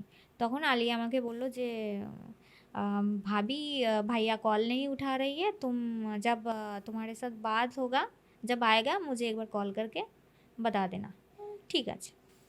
তার কিছুক্ষণ পরে বাবা মা থাকতে থাকতেই আমাদের পাড়ার একটা ছেলে, মানে দাদা বলেই ডাকি, ও আমাকে ফোন করেছে। হঠাৎ করে ফোন করে বলছে, আমি ওর নাম্বার দেখে বলছি এ আমাকে কেন ফোন করছে হঠাৎ করে। মানে ওর সাথে আমার অ্যাকচুয়ালি একটু, মানে একটু ঝামেলা বলতে ওই এক পাড়ায় থাকলে যা হয় আর কি। তো দেখে আমি পুরো অবাক, এ কেন ফোন করছে আমাকে। তো আমি রিসিভ করেছি, মা বলছে রিসিভ কর, রিসিভ করলাম। বলছে আমাকে বলছে এই আরিয়ানের হয়েছে গাড়াপোতায়, তুমি যাও এখনই। আমি তখন ওকে বললাম যে আমার কাছে তো গাড়ি নেই, আমার গাড়িটাই তো ও নিয়ে গেছে, তাহলে আমাকে একটু নিয়ে যাও না, এভাবে বললাম। তখন বলছে আচ্ছা ঠিক আছে দাঁড়াও। ওর ফোনটা রাখার পর পর আমার যে ক্যামেরা মানে করে যে ভাই, সে আবার আমাকে ফোন করেছে, ফোন করে বলছে এই রুম্পা, আরিয়ানের হয়েছে, তুমি তাড়াতাড়ি গাড়াপোতাতে যাও। তখন আমি বললাম যে আরে আমি ওই দাদাকে বললাম আমাকে একটু নিয়ে যেতে, আমাকে একটু নিয়ে যাও না, আমার কাছে তো গাড়ি নেই, আর বাবার বয়স হয়ে গেছে, ওই আর রাতের অত বেলা, রাতে? অত রাত্রে, তখন বাজে 11টা, 11টা 11:30 এরকম, আর প্রচুর বৃষ্টি হচ্ছে, কিন্তু প্রচুর মানে প্রচুর বৃষ্টি হয়েছে। তো তারপর তো আমি কিন্তু মেকআপ করেই ছিলাম, কারণ ওই যে ও বলেছিল যে এসে শ্যুট করবে, আমি মেকআপ করেই ছিলাম। তো আমি পুরো রেডি হয়ে গেছি, বেরিয়ে গেছি। আম, আমাদের তো বাঁশবাগানের মধ্যে বাড়ি, প্রচুর কাদা হয়। ওই মানে দুটো রাস্তা, সামনের রাস্তা দিয়ে মেন রাস্তায় গিয়ে দাঁড়িয়েছি, আর যে ভাইগুলো আমাকে নিতে আসবে ওরা ডাইরেক্ট বাড়ির মধ্যে ঢুকে গেছে। আমাকে ফোন করছে, আমি বলছি আরে আমি রাস্তায় দাঁড়িয়ে আছি। আবার ওরা রাস্তায় এসে মা আমাকে 10,000 টাকা হাতে দিল, মাও যাবে আমার সাথে। আমি মাকে বললাম তোমাকে এখন যেতে হবে না, আমি আগে যাই, আগে গিয়ে দেখে আসি, যেহেতু এতটা রাত্রি। তারপর বোন রয়েছে, তারপর বাবার মানে বয়স হয়ে গেছে বাবার, যাই হোক। আমি বললাম তুমি থাকো, আমি আগে যাই, যদি সেরকম হয় পরে যেও, আর আমি আমি দেখছি। তো ওখান থেকে আমাকে নিয়ে গেল, টাকাটা মা ব্যাগেই দিয়ে দিল আমার। ওখান থেকে সোজা যেখানে অ্যাক্সিডেন্ট হয়েছিল আমার বাড়ি থেকে 6 থেকে 7 কিলোমিটার দূরে। মানে ও কাছাকাছি এসেই গেছিল? হ্যাঁ এসেই গেছিলো। তো ওখানে গেলাম, দাঁড়ালাম। আম, অনেক অনেক মানুষ, পুলিশ দাঁড়িয়ে আছে, পুলিশ দাঁড়িয়ে আছে, আর অনেক মানুষ। আর আমরা তো গ্রাম সাইডে থাকি, ওর অ্যাক্সিডেন্টটা আমার যতদূর মনে হয় 10:30 11টার দিকেই হয়েছিল, কারণ ওই টাইমটায় প্রচুর বৃষ্টি হয়েছে যেহেতু, মানে সবাই ঘুমিয়ে গেছে। তো ওখানে মানে কিছু কিছু মহিলা রয়েছে, জিজ্ঞাসা করছে ওই দাদাটাকে যে ইনি কে, মানে আরিয়ানকে না অনেকে চিনতে পারিনি তখন, যেটা আরিয়ান। তো ওই দাদাটা বলছে যার অ্যাক্সিডেন্ট হয়েছে ওর ওয়াইফ। তো আর যে বন্ধুটা থানায় থাকতো ও আমাকে আগেই ফোন করে বলেছে যে আরিয়ানকে নিয়ে হসপিটালে যাচ্ছি, কিন্তু ওখানে পুলিশ আসতে লেট করেছিল, কারণ মে মান্থ, ইলেকশনের টাইম ছিল, ডিউটি ছিল, ভোটের ডিউটি, যার জন্য থানা থেকে আসতেই লেট করেছিল। ওখানে ও পরে আমি শুনেছিলাম 15 থেকে 20 মিনিট বেঁচে ছিল ওখানেই। তো আমার তো গায়ের মধ্যে পুরো কাঁপছে, আর আমি ওই বন্ধুটাকে বারবার জিজ্ঞাসা করলাম যে ওর জ্ঞান আছে তো? ও বলছে হ্যাঁ হ্যাঁ জ্ঞান আছে, তুই জলদি আয়, আমাদের জলদি আয়। ওই থানার গাড়ি করেই ওকে নিয়ে গেছিলো একটা অফিসার, উনিও মানে মুসলিম ছিল, ভীষণ ভালো ছিল অফিসারটা। উনিই নিয়ে গেছিলো, উনি নাকি পেটটা একটু দেখেছিল নড়ছে, সাথে সাথে নাকি নিয়ে গেছিলো উনি। তো তারপর ওখান থেকে হসপিটাল একটু দূর, মানে আমার বাড়ি থেকে হসপিটাল 10 কিলোমিটার দূর, বগুলাতে। হসপিটালে আমি নামলাম। আমি না আর আগে যেতে পারছি না, মানে আমার জানি না কেমন পুরো বডিটাই মানে কেমন ভারী হয়ে গেছে, মানে বুঝতে পারছি না কেমন একটা হচ্ছে। আর আমার ওই বন্ধুটা মানে ও অনেকটা এগিয়ে গেছে, এগিয়ে গিয়ে দেখে, পেছন ফিরে তাকিয়ে দেখে আমি দাঁড়িয়ে রয়েছি। তারপর আবার পিছিয়ে এসে আমাকে বলছে কী হলো। আমি বলছি আমার না কেমন যেন লাগছে, হাত পা মানে কেমন ঠান্ডা হয়ে আসছে, কাঁপছে, আমি হেঁটে যেতে পারছি না। তখন ও বলছে আরে কিছু হবে না, আমার হাত ধরে বলছে আরে কিছু হবে না, আসো তো। তখন আমি গেলাম, দেখি ওকে শোয়ানো রয়েছে। ওর কিন্তু 6 ফুট ছিল হাইটটা। আম শোয়ানো রয়েছে, পাটা বেরিয়ে বেরিয়ে গেছে, মানে ধরছে না বেডে। আর স্ট্রেচারে। আর হচ্ছে ওর হাত একটা এইভাবে ছিল পেটের উপর, একটা এইভাবে ছিল হাত। ফোন পকেটেই রয়েছে, এই পকেটে ছিল ফোনটা। তো আমি ১ম এ গিয়ে না বুঝতে পারছি না যে কোথায়, কই? তখন বলছে ওই যে বন্ধুটা ছিল মিথুন, ও বলছে এই যে। তখন আমি গেছি, আমি গিয়ে ডাকছি, মানে এরকমভাবে মুখে ইয়ে মানে আরিয়ান, আরিয়ান বলে ডাকছে, "আরিয়ান উঠ, ক্যা হুয়া উঠ।" আর শুধু ওকে বলছি, মিথুনকে বলছি যে পুলিশ-টুলিশ সবাই দাঁড়িয়ে আছে পাশ দিয়ে। বললাম যে, "কখন থেকে জ্ঞান নেই?" আমি বলছি, "কখন থেকে জ্ঞান নেই?" কেউ কিচ্ছু বলছে না। সবাই চুপ করে আছে, কেউ কিচ্ছু বলছে না। তো ও তো খুব ফর্সা ছিল, ও কিছু বলছে না। আমি বলছি, "বলবি তো? কিরে বল, কখন থেকে জ্ঞান নেই? বল না।" ও কিচ্ছু বলছে না। ওর এখানে একটু লেগেছিল, রক্ত বেরিয়েছিল, হালকা বেরিয়েছিল। আর ওর নাকি মুখ দিয়ে খুব রক্ত বেরিয়েছিল, কিন্তু আমি ওখানে গিয়ে দেখিনি। হয়তো ও জল-টল দিয়ে ধুয়ে দিয়েছে, এরকম হবে। আর হাতের এখানে ছুলে গেছিল, অনেকটা ছুলে গেছিল। বেল্ট একটু ঝুলে আছে, মানে পড়ে যাবে, একটুখানি টাচ পেলেই পড়ে যাবে। আর আমি জামা এরকম উঁচু করলাম, দেখি এখান দিয়ে ওর কালশিটের দাগ পড়ে গেছে, যেহেতু ফর্সা ছিল কালশিটের দাগ পড়ে গেছে। তারপর ওর দিকে না আমি তাকিয়ে আছি যে মানে নিঃশ্বাস নিচ্ছে কিনা, আঙুল দিচ্ছি, চোখের দিকে তাকিয়ে আছি। আর চোখের দিকে যখন আমি একভাবে তাকিয়ে আছি, হালকা তাকিয়ে, ও নাকি তাকিয়েই ছিল। তো সবাই যাই হোক, মানে অনেকটা টাইম হয়ে গেছে তো। এবারে দেখি হালকা একটু খোলা আছে এই চোখটা, মানে ডান চোখের ভেতরে একটা পোকা ঘুরে বেড়াচ্ছে, ছোট্ট পোকা। তখন আমি বুঝতে পারলাম ও নেই। তারপর আমার ওই দাদা ওই মিথুনকে জিজ্ঞাসা করলো যে কি হয়েছে, তখন ইশারা দিল এরকম। আমি মানে তখন মানে মনে হলো যে মানে সে আকাশ ভেঙে পড়লো, যে হতেই পারে না। আমি এখনো মনে করি না যে ও নেই। আমি বলছি, "কি বলছিস তুই? ডক্টরকে একবার ডাক না ভালো করে।" আমি কাঁদছি, প্রচুর চিৎকার করেছি, কাঁদছি। যত পেশেন্ট ছিল সবাই চলে এসেছে, সবাই কেঁদেছে ওর জন্য। মানে যারা ওকে চেনে না তারাও কেঁদেছে। শুধু একটা কথাই, যেহেতু আমি কিন্তু মেকআপ লুকে রয়েছি, বলছে এত সুন্দর একটা ছেলে। আর ও না যখন মারা যায় ওর চেহারাটা মানে সেই কেমন যেন হয়ে গেছিলো, ঠোঁট দুটো তো লাল, বাট ওইটা পুরো কালো, পুরো কালো, আর পুরো ফেসটাই কেমন যেন চেঞ্জ, পুরো চেঞ্জ হয়ে গেছে। তারপর আমি বলছি, না এটা হতেই পারে না, তুই ভালো করে ডক্টরকে ডাক, ভালো করে দেখ। তারপরেও ওর আমি ওখানে বসে পড়েছিলাম। তারপরে আমাদের পাড়ার সব ছেলেপেলে, মানে যাদের সাথে একসাথে পড়াশোনা করেছি, মানে আশেপাশের, ওরা এসে আমাকে ধরছে, আমার ফোন-টোন তো কিছু, ফোনটা ও যেখানে ছিল ওখানেই ছিল। তারপর ওর বোনকে আমি নাম্বার দিলাম, ওর বোনকে ফোন করা হলো। ও বোনকে বলল, পাশের ওই দাদা ওরাই আর কি বলেছিল যে এরকম, এরকম হয়েছে। ওর বোনও বিশ্বাস করছে না। বলছে হতেই পারে না, ফটো ভেজো, ভিডিও ভেজো, ইয়ে নেই, নেই হো সাকতে, এরকম বলছে। আর ওর বোনের না একটা অন্যরকম ছিল যে ও খুব মানে হাইট ছিল, একটু গাট্টা গোট্টা ছিল, ওর অ্যাক্সিডেন্ট হতেই পারে না। এটা কোনো কথা তুমি বলো? যার অ্যাক্সিডেন্ট হবে তার মানে যে কোনোভাবে হোক সে শরীরে যত জোরই থাকুক না কেন হবেই। আর ও প্রচুর ড্রিঙ্ক করেছিল সেদিন, ওর মধ্যে ছিল না। এগুলো অবশ্য অনেক পরে গিয়ে আমি জানতে পারি। যাই হোক, তারপরে আমার টেনশন হলো বাবাকে নিয়ে, কারণ বাবার একবার স্ট্রোক হয়ে গেছে। আর আমার বাবা মানে আমার পুরো ফ্যামিলিই আরিয়ানের উপর ভরসা, যেহেতু আমার ভাই বা দাদা নেই। আমি বোনকে ফোন করলাম, বোনকে ফোন করে বললাম যে এরকম এরকম বোন তো বিশ্বাস করছে না, বলছে এই তুই কী সব বলছিস, তোর মাথা খারাপ হয়ে গেছে। তখন ওই দাদা নিয়ে বলছে সোমা এরকম এরকম, তুই কাকুকে নিয়ে চলে আয়। তখন ওই দাদাই গাড়ি পাঠিয়েছিল, বাড়িতে গাড়ি পাঠিয়েছিল বৃষ্টির মধ্যে। বাবাকে নিয়ে আসলো, আহ, মা, বোন সবাই আসলো। আমার মেয়ে ছিল না, মেয়েকে তখন বোর্ডিংয়ে রাখা হয়েছিল।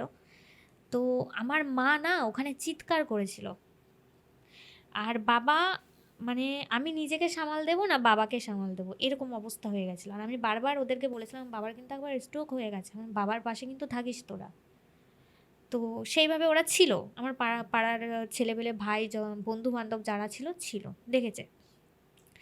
আর আমার মা এমনভাবে চিৎকার করছিল পাগলের মতো, ওখানে সবাই বলছে এটা শাশুড়ি না মা, সবাই ভাবছে কি এটা মা হবে, শাশুড়ি না। এই রকম ভালোবাসতো আমার মা। তো যাই হোক, তারপর ওখান থেকে তো আমি তো বাড়িতে যাব না, আমাকে জবরদস্তি গাড়িতে ওঠানো হলো। কারণ আরিয়ান একটা রাত্রেও, মানে ওই 8 মাস ছিল হায়দ্রাবাদ, বাট আমাদের যতদিন বিয়ে হয়েছে, যতই ঝগড়া হোক না কেন, এক রাত্রিও ও আমাকে ছাড়া শোয়নি। রাত্রেবেলা ওর ভীষণ ভয় লাগতো। ও একটা স্বপ্ন দেখতো, সেটা হচ্ছে ওর মা নাকি ওকে অ্যাটাক করছে, মেরে ফেলতে আসছে ওকে। আমাকে অনেকবার বলেছে যে আমার মা না স্বপ্নে আসে আমাকে মারতে, মেরে ফেলতে। তো ভয় পেত, ভীষণ ভয় পেত। যদিও আমি না থাকতাম রুমে, ও লাইট সারা রাত্রি লাইট অন করে ঘুমোতো, ঘুমোতোই না আমি যদি না থাকতাম। তো আমি ওই একটা কথাই ছিল, ও একা ঘুমোতে পারে না, আমি ওকে রেখে যাব না। বাট ওখানে তো থাকতে দেবে না, হসপিটালে থাকতে দেবে না। তারপর আমাকে নিয়ে বাড়িতে চলে গেলাম, আমি সারা রাত্রি তো ঘুমোইনি। ও কিছু জামা কাপড় রেখে গেছিলো সেগুলো ধোয়ার জন্য, আর বৃষ্টির জন্য আমি ধুতে পারিনি। আমাকে বলেছিল এই জামা কাপড়গুলো ধুয়ে দিবি, সেগুলো মানে সেখানেই রয়েছে। তো রুমে ঢুকেছি, ওর যত জামা কাপড় ছিল এখনও আছে আমার বাড়িতে, ও জামা কাপড়গুলো নিয়ে আমি শুয়েছি। সারা রাত্রি তো ঘুমোইনি, ভোরবেলা উঠেছি, 5টার সময় উঠেছি। আমার মামিমা আসলো, মামার ছেলে আসলো। আমাদের রিলেটিভ খুব একটা মানে এখানে নেই, বেশিরভাগ সব ওপারে, যাই হোক। তো আমি ঘুম থেকে উঠেই মানে 5-10 মিনিট একটু চোখটা বন্ধ করেছিলাম, বোন মাথায় হাত বুলিয়ে দিয়েছিল, একটু বন্ধ করেছিলাম। তারপর ঘুম থেকে উঠেই মানে আমি ভুলে গেছি যে আরিয়ান নেই। আচ্ছা আরিয়ান কোথায়? তখন মানে আমার মামিমা আর আমার স্কুল ফ্রেন্ডরা গেছিল, ওরা তো কিছু বলছে না, বলছে আছে আরিয়ান আছে। আমি বলছি না আরিয়ান কই। আর আমি পুরো মানে ভুলে গেছি, 5-10 মিনিটের জন্য আমি ভুলে গেছি যে কী হয়েছে। তারপর একটা ভাই এসছে, ওই ভাইয়ের আশা থেকে আমার হচ্ছে কী হলো, এ অনেক দূর থেকে, ওই ভাই আমাদের সাথে মানে ক্রিয়েটার, একসাথে কাজ করতাম। তো আমার তারপর ফট করে মানে সবাই মা কাঁদছে, তখন আমার আবার মনে পড়ে গেছে। আমি তখন যখন মনে পড়ে গেছে না, ওই ড্রেসে রয়েছে, কিন্তু শুধু মেকআপটা রিমুভ করা হয়েছিল, ওটা কান্না করেই রিমুভ হয়ে গেছিলো। তো ওই ড্রেস পরে আমি বেরিয়ে গেছি, আমার পেছন পেছন মামিমা যাচ্ছে, আর ওই ভাই যাচ্ছে, আর বোনের একটা বন্ধু ছিল, আমাদের ভীষণ সাপোর্ট করেছিল ওই সময়টা। বোনের যে বন্ধুটা ছিল, প্রান্তর নাম, খুব হেল্প করেছিল। তো ও আমার পেছন পেছন যাচ্ছে, বলছে ওকে ধরো না, আমি একা একা চলে গেছে, রাস্তায় গিয়ে অটো ধরেছি। দেন যে অটোটা ধরেছিলাম, অটোটা ডাইরেক্ট বগলাতে যায় না, কিন্তু তখন অলরেডি মানে সারা পাড়া, এ পাড়া ও পাড়া পুরো মানে সবাই জেনে গেছে আরিয়ানটা ট্রুম্পার, আরিয়ান নেই। অটো আমাদেরকে মানে আমার অবস্থা দেখে ডাইরেক্ট হসপিটালে নিয়ে গেছে।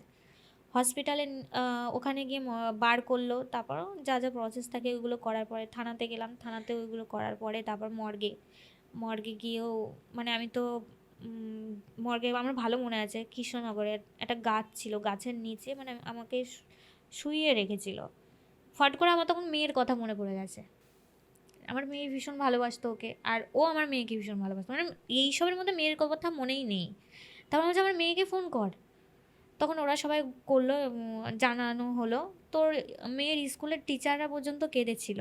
তারপর আমার মেয়ে একা চলে এসেছিলো, কিন্তু লাস্ট দেখা দেখতে পারিনি আমার মেয়ে, কারণ ওকে না বাড়িতে ঢোকানো হয়েছিল না। সেটারও একটা কাহিনী আছে, যেহেতু ও মুসলিম ছিল, ওর ফ্যামিলি সবাই চাইছিল বডিটা ওখানে পাঠানোর জন্য, বাট আমি ওই মুহূর্তে পাঠাতে পারিনি, কারণ আমার কাছে অত টাকা ছিল না, আর ওর ওই বডিটা না রাখা যাচ্ছিল না, যেহেতু হ্যাঁ ড্রিঙ্ক করেছিল, রাখা যাচ্ছিল না। আর ওইভাবে তো ওইভাবে কিভাবে পাঠাবো, মানে থানা থেকে অনেক কিছু বললো যে পাঠাতে হলে 3 জন যাবে, কে যাবে 3 জন সাথে, আমার কেউ নেই। তারপরেও আমি ওদেরকে বলেছি, অনেক রিকোয়েস্ট করেছিল, তারপরেও আমি বলেছিলাম যে তোমরা টাকা পাঠাও। ওর মামা এসআই ছিল হায়দ্রাবাদের। বলেছিলাম আপনি টাকা পাঠান, আমি পাঠিয়ে দিচ্ছি। পাঠাইনি পাঠাইনি আমিও পরে আমাকে যখন থ্রেড দেওয়া হচ্ছিল তখন আমি ঘুরে গেছিলাম। প্রথমে আমি বলেছি হ্যাঁ আমি পাঠাবো, আমিও যাব সাথে, কিন্তু আমার বাড়ি থেকে কেউ রাজি ছিল না যে আমিও যাব সাথে। বাট আমার একটা দাদা ছিল, মাসির ছেলেও সন্ন্যাস হয়ে গেছে। মানে আমাদের বাড়িতে কোনো বড় কাজ করতে গেলে দাদাকে জিজ্ঞাসা করা হয়, তো তখন আমি দাদাকে জিজ্ঞাসা করেছিলাম। তারপর বলেছিলাম দাদা আমি যাই না, তখন দাদা বললো যে ঠিক আছে যা, যা হবে হবে, তুই যদি বেঁচে থাকিস তো থাকবি, নাহলে না, মানে ছেড়ে দে। আমি বললাম আমার কথা ছেড়ে দে, যা হবে হবে। তো তারপরেও মানে ওরা যেমন মানে যেভাবে বলছিল, থ্রেড দিচ্ছিল, আমি তারপর ঘুরে গেছিলাম। আমি বলছি ও মেরা পতি হ্যাঁ, মেরা সব কুছ হ্যাঁ, मैं नहीं दूंगी बॉडी। ডাইরেক্ট মুখের উপর বলে দিয়েছিলাম। তারপরে ওরা নরম হয়ে কথা বলেছিল, আমি তাও দিইনি বডি। তাও আমি পাঠাতাম। ওরা কি করেছিল, আরিয়ান অ্যাকচুয়ালি চাইতোই না যে ও যে মুসলিম, ও আমরা যে গ্রামে থাকি ওই আশেপাশে কেউ জানতে পারুক, এটা ও চাইতো না। বাট ওর বোন শোনেনি সেটা। ওর বোনকে অনেকবার বলা হয়েছে, কিন্তু ওর বোন ওই শেষ মুহূর্তে শোনেনি, সেটা সবাইকে মানে পাবলিক করে দিয়েছে। যারা জানতো না তারাও জেনে গেল, আর একজন একজন করে না চলে গেল তারা বাড়িতে। ইভেন আমার মামিমা, নিজের মামি, তিনিও আমাকে জিজ্ঞাসা করেছিল যে আম, ও কি সত্যি এই ছিল। আমার অবস্থা কিন্তু তখন খুব খারাপ ছিল। ওই মুহূর্তে কি মনে হয়েছিল যে এই কথাটা রুম্পাকে জিজ্ঞাসা করি, তারপরেও করেছিল। আচ্ছা একটা জিনিস বলো তো, আমি তোর ভিডিওতে যতদূর দেখেছি, আমার যতটা মনে আছে, দীক্ষাও নিয়েছিল। হ্যাঁ, সব কিছুও করতো। অ্যাকচুয়ালি ও যে আমাকে বিয়ে করেছিল না, আমি হিন্দু ছিলাম বলে আমাকে বিয়ে করেছিল, না হলে আমাকে বিয়ে করতো না। এটা আমি বলবো, কারণ ও আমাদের কাজটা মানে মন থেকে মেনে নিয়েছিল। এই কাস্ট নিয়ে আমার বাড়িতে না, আমার বাড়ির পাশে একটা ফ্যামিলি অনেক প্রবলেমও করেছিল। সেখানে আমার থানা পুলিশও ডাকতে হয়েছিল। তো আমাদের মানে এমন পর্যায়ে চলে গেছিলো যে আমাকে আর আরিয়ানকে গ্রাম থেকে উঠিয়ে দেবে, কিন্তু আমার পাড়ার মানুষরা সেটা শোনেনি। তাদের একটাই কথা ছিল আরিয়ান ভদ্র ছেলে, ভালো ছেলে, আর ও আগে কি ছিল সেটা দেখবো না, এখন আমাদের কাস্টে, এখনও আমাদেরটা। আর আমরা একটা ভালো ছেলেকে শুধু শুধু কারণ ছাড়া কেন তাড়াবো। এরকমও মানে হয়েছে কাহিনী। যাই হোক, তো যখন মারা যায়, আমার বাবা তো একা, কিছু বন্ধু বান্ধব ছাড়া আর কেউ নেই। কিন্তু ওই সময় কিন্তু আমি ইভেন আমার বাবা কাউকে পাশে পাইনি।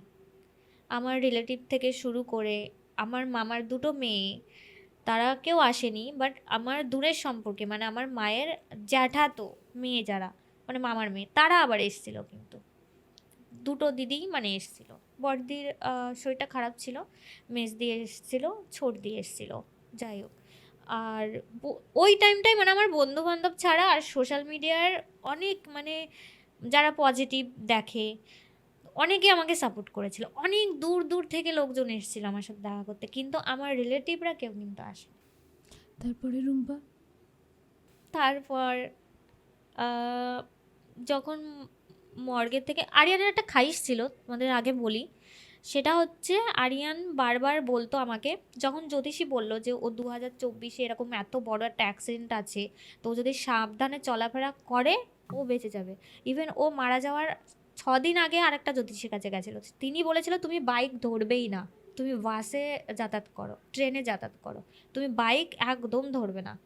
কিন্তু ও শোনেনি। কিন্তু হ্যাঁ, ওর মনে একটা ভয় কাজ করেছিল, ও মরতে চাইতো না, একদমই মরতে চাইতো না। ওর প্রথমত প্রচুর স্বপ্ন ছিল, স্বপ্নটার মেন ছিল সোশ্যাল মিডিয়া নিয়ে। মানে আমি জানি না ও পাগলা টাইপের ছিল নাকি, আমি জানি না। অনেক অনেক স্বপ্ন ছিল, মরতে চাইতো না। তো ও যে আংটিগুলো ফেলে দিয়েছিল না, সেটা একটা পেয়েছিলাম, একটা পাইনি। আবার মাকে বলছে মা আঙ্গুটি মানে ওই দুধ দুধ দিয়ে আর গঙ্গা জল দিয়ে ধুয়ে আমাকে দাও। 7 দিন আগে মা দিয়েছিল। ওটা ওর অনেক আগে, সে মানে যখন দিয়েছিল তখন থেকে ওর পড়ে থাকা উচিত ছিল, আমি যেটা মনে করি। যাই হোক, তো যখন বলেছিল একটু আতঙ্কে আতঙ্কে থাকতো, আর আমি বলেছিলাম তুই একটু সাবধানে চলাফেরা করবি, সাবধানে চলাফেরা করবি। বাট শেষ মতো যাই হোক হলো না। তো ওর একটা খাইশ, সেটা হচ্ছে আমাকে বারবার বলতো अगर मेरा कुछ हो गया ना, मेरा बॉडी मेरा घर पे मत भेजना। বলতো কি কিসি কো মত বাতা। মারা যাওয়ার 4-5 দিন আগে আমাকে বলছে, হয়তো বুঝতে পারছিল যে ওর সাথে কিছু একটা হবে। তো তো আমাকে মানে মারা যাওয়ার 4-5 দিন আগে আমাকে বলছে যে আমার বডি কিন্তু পাঠাবি না আমার বাড়িতে, আর আমি মরলে না তোদের মতো করে রাখবি আমাকে, মানে আমাদের কাস্টে যেমন হয় আর কি ওইভাবে। আর মানে কাস্টে নিয়ে আমি কোনো কথা বলছি না, ওর কাজটাও ওর কেন এমন না যে পছন্দ না, ও মানে ওর কাজটাও মানতো আমার কাজটাও মানতো, কিন্তু ওর একটা রাগ ছিল। কেন রাগ ছিল? ওর বাবার জন্য সেটা, মানে ওর বাবার 3টে বিয়ে ছিল, সেখান থেকে ওর একটা রাগ ছিল। তো যাই হোক, সেটা আমাদের মধ্যে তো ওরকম ডিভোর্সের পরে বিয়ে হয়, বাট ডিভোর্স থাকাকালীন একটা বউ থাকাকালীন বিয়ে হয় না। তো ওখানে একটা রাগ ছিল ওর। তো সেখান থেকে কৃষ্ণনগর থেকে ওকে নিয়ে যাওয়া হলো নবদ্বীপ, আমাদের বাড়ির পাশে, মানে আমাদের ওখানে মানে সব নবদ্বীপেই করে। আমার বোনও যখন, মেজো বোন যখন মারা গেছিলো নবদ্বীপেই নেওয়া হয়েছে, নবদ্বীপে নিয়ে গেছি। ওর ওর অরিজিনাল নাম ছিল শেখ আব্দুল জাফর, বাট সেটা পরে কনভার্ট হয় আরিয়ান বিশ্বাস আমার টাইটেলে। তাও এটা রিয়ার জন্য করেছিল। তো ও অনেক কিছু অ্যাকচুয়ালি অনেক কিছু ভাবতো আমাদের নিয়ে, আমার মেয়েকে নিয়ে অনেক কিছু ভাবতো। তো ওখানে আমি আমাদের কাজটাই মানে যা যা করতে হয় সব কিছু পালন করেই করি। তো এবার আমার বাড়িতে আহ, ওর কাজ মানে এমন জায়গায় মানে এসে যায়, মানে গ্রামের কিছু কিছু বাড়িতে আমার কাজ করতে দেবে না ওর, মানে আশপাশ থেকে কথা আসছে। আমার বাবা একটু ভীতু টাইপের, যেহেতু এখানে থাকতে হবে, বাবার কথা এখানে থাকতে হবে। তখন বাবা আমাকে এসে বলছে যে শোন না, এরকম এরকম ব্যাপার, এবার মারা যাওয়ার মানে অ্যাক্সিডেন্টে মারা গেলে তো 3 দিনে কাজ করে।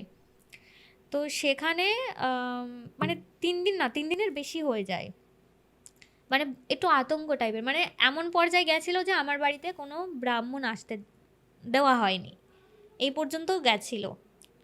বাট আমার বাবা আওয়াজ ওঠায়নি। আর আমার তখন তো অবস্থা, মানে আমি তো মরা মানুষ, ওটাই, মানে আমি যে প্রতিবাদ করব করার শক্তি ছিল না, না। তো সেখান থেকে মানে এক পর্যায়ে 10 দিন গেল, 11 দিন গেল, তখন বাবা বললো নবদ্বীপে গিয়ে কাজ করবে। তো ওর ফ্যামিলি থেকে ওর বোন বলছে যে তুম কুছ ভি মত করো, হাম লোগ ইধার কর রহি হো, তুম মত করো। আমাকে বললো এই কথা। তাহলে বাবাকে বললাম যে বাবা, ও তো জন্মগত তো মানে মুসলিমই ছিল, মানে ওর বোন আমাকে যেভাবে বলেছিল যে দেখো ও না হয় হিন্দু হয়ে গেছে খাতা কলমে, কিন্তু ও তো জন্ম থেকে তো মানে একটা মুসলিম, যাই হোক। তো বাবাকে বুঝিয়ে বললাম যে ওরা করছে, ওরা এরকম এরকম ভাবে করেছে। আমাকে আবার ডেকেও ছিল ওরা, বললো যে ওই কতদিনে খাওয়াতে হয় আমি তো জানি না খুব একটা। তো আমাকে বলেছিল যে এই যেদিন মানে খাওয়াবে সবাইকে তুমি আসো, আমাকে বলেছিল তুমি মা যাও ইধার। তো আমি যাইনি, আর আমাকে যেতেও দেয়নি। তো আমরা নবদ্বীপে গেছিলাম, নবদ্বীপে গিয়ে পোড়ামাতলায় গিয়ে একটা পুজো দিয়ে আসি। তারপর আমি বাড়িতেই থাকি কিছুদিন যাবৎ, মানে আশেপাশের বোন টোন আছে, ওরা ওদের বাড়িতে আমাকে নিয়ে যেত, কিছুদিন রাখতো আমাকে মন মাইন্ড ঠিক করার জন্য। কিন্তু হ্যাঁ, ওই সময়টা আমার অনেক কিছু ফেস করতে হয়েছিল, সেটা হচ্ছে সোশ্যাল মিডিয়ায় কিছু কিছু নেগেটিভ যারা কন্ট্রোভার্সি করেছিল তাদের জন্য, মানে তারা না জেনে শুনে অনেক বাজে বাজে কথা বলেছিল। তো আর ওর অ্যাক্সিডেন্টের কথাটা না আমি অ্যাকচুয়ালি সোশ্যাল মিডিয়াতে আনতেই চাইনি, ও যে মারা গেছে এটা আমি সোশ্যাল মিডিয়ায় কোনো দিন জানাতেই চাইনি। কিন্তু এটা আমার বাড়ির পাশে একটা বোন, মানে ওকে সবাই জিজ্ঞাসা করছিল, তো ভুলবশত ও বলে দেয়। আর ও বুঝতে পারিনি যে দিদির মনে কি চলছে, বা আমি দিদিকে জিজ্ঞাসা করব কি ছাড়বো, মানে এত কিছু ভাবিনি, যেহেতু আমাকে নিজের ভাবতো, নিজের ভেবেই মানে ওকে কিছু পাবলিক কোশ্চেন করেছে, ও সোশ্যাল মিডিয়াতে বলে দিয়েছে। তারপরে মানে পুরোটা জেনে যায়। আর ওকে যখন মানে নবদ্বীপে কাজ করে আসার পরে যখন বাড়িতে থাকি, মানে 2 মাস মতো আমি পুরো কাজ বন্ধ। এবার 2 মাস পরে আমার কাজ করতে হবে, আর আমার ওই বাড়িতে না আমার বাবা থাকতে পারতো না, মানে একটু ভয় ভয় লাগতো। সেইটা বল, সেটা আমি জানি কিন্তু সবাই তো হ্যাঁ, আর জানে না, সেটা বল। না অবশ্যই বলবো। মানে আমার বাবা দোকান থেকে যে মানুষ 9টার সময় আসতো সেই মানুষ 7টার সময় চলে আসছে বাড়িতে। তো আগে বলি আরিয়ানের কাজটা কিন্তু পোড়ামাতলায় পুজো করেছিলাম, কাজটা কিন্তু কমপ্লিট করিনি আমি। তারপর বাড়িতেই রয়েছি, যে ওরা যেহেতু করেছে, ওরা বলো তোমরা যেটুকু করেছো ওটুকু থেমে যাও, তোমরা আর কিছু করো না। মানে ও কষ্ট পাচ্ছে, যেহেতু ওকে মানে হিন্দু ধর্মে করেছি, চিতায় তুলেছি, ও কষ্ট পাচ্ছে, তোমরা এই এই পর্যন্তই থাকো, ওকে আর কষ্ট দিও না। শুধু বাড়িতে কীর্তন দেওয়া হয়েছিল, আর ওই যে ভাত বাড়ায় না, ওটা করা হয়েছিল। আমি খিচুড়ি করেছিলাম। ও মাটন ভালো খেত, বাবা মাটন নিয়ে এসেছিলো। পরের দিন সকালে গিয়ে দেখি কিচ্ছু নেই, সাদা ভাত পড়ে আছে, মিষ্টি খেত না। আমি মাকে বলছিলাম, মা ও মিষ্টি খেত না, ওর মিষ্টি দিও না, তাও দিয়েছিল মা। আর খিচুড়িটা আমি রান্না করেছিলাম। খিচুড়ি সবটা খেয়ে ফেলেছে, সাদা ভাত রেখে দিয়েছে, মিষ্টি খায়নি, দই খেয়েছে, মাটন খেয়েছে, সব। মানে সকালে গিয়ে দেখি তো, তারপর বাড়িতে বাবা 7টার সময় চলে আসে, গ্রিলে মানে গেটে তালা দিয়ে দেয়। একটু আতঙ্ক টাইপের। আর আশেপাশের মানে আমার যত ভাইটাই ছিল, বন্ধু বান্ধব, ওদেরকে বলতাম যে তোরা একটু এসে না আমার বাবার সাথে একটু কথা বলে যাস। ওরা রাত্রি ওদের কাজ কমপ্লিট করে রাত 10টা 11টার সময় এসে আমার বাবার সাথে আমার সাথে কথা বলে তারপরে চলে যেত, আহ, বাড়িতে চলে যেত। এরকমভাবে প্রায় 7 দিন মতো ওরকম। এবার ওদেরও তো কাজ আছে স্বাভাবিক, কতটা টাইম দেবে আর আমাদের। তো আমার শরীর কিন্তু সবসময় ভারী হয়ে থাকতো, সব সময়। মানে যবে থেকে ওই আমি শ্মশান থেকে এসছি তবে থেকে। আর শ্মশানেও যখন আমি ছিলাম, মানে আমার এখনো পর্যন্ত আমার মনে হয় না যে আরিয়ান নেই। আমার সবসময় মনে হয় আরিয়ান আছে, আশেপাশেই আছে, এরকম মনে হয়। শ্মশানেও যখন ছিলাম লোকজন এসে না আমাকে ঘিরে মানে দেখছে যে, অ্যাকচুয়ালি তো আমার বয়সটা বোঝা যায় না। অল্প সবাই মানে বলছে অল্প বয়সী মেয়ে, মানে আহ, এই এই এই মেয়ে মানে এর সাথে এরকম এত কিছু হয়ে গেছে, মানে সবাই এসে মানে ঘিরে ধরে, মানে আমাকে পুরো ঘিরে ধরে দেখছে শ্মশানে। আর আমি পুরো মানে ওখানে পুরো পাথর হয়েছিলাম, না চোখ দিয়ে জল বেরোচ্ছে, আর বেরোচ্ছে না জল চোখ দিয়ে। সারাদিন কেঁদেছি, আর বেরোচ্ছে না জল। তো চুপচাপ মানে পাথর হয়ে আমি বসেছিলাম ওখানে। তো কিছুদিন এরকম, এখনো পর্যন্ত আমার বাড়িতে কেউ গিয়ে না রাত্রি থাকতে চায় না। আমি যাই না, বিশেষ করে আমার রুমে থাকতে চায় না। আর ওরকম বডি ভারী হয়ে থাকে, আমি কাউকে বলি না।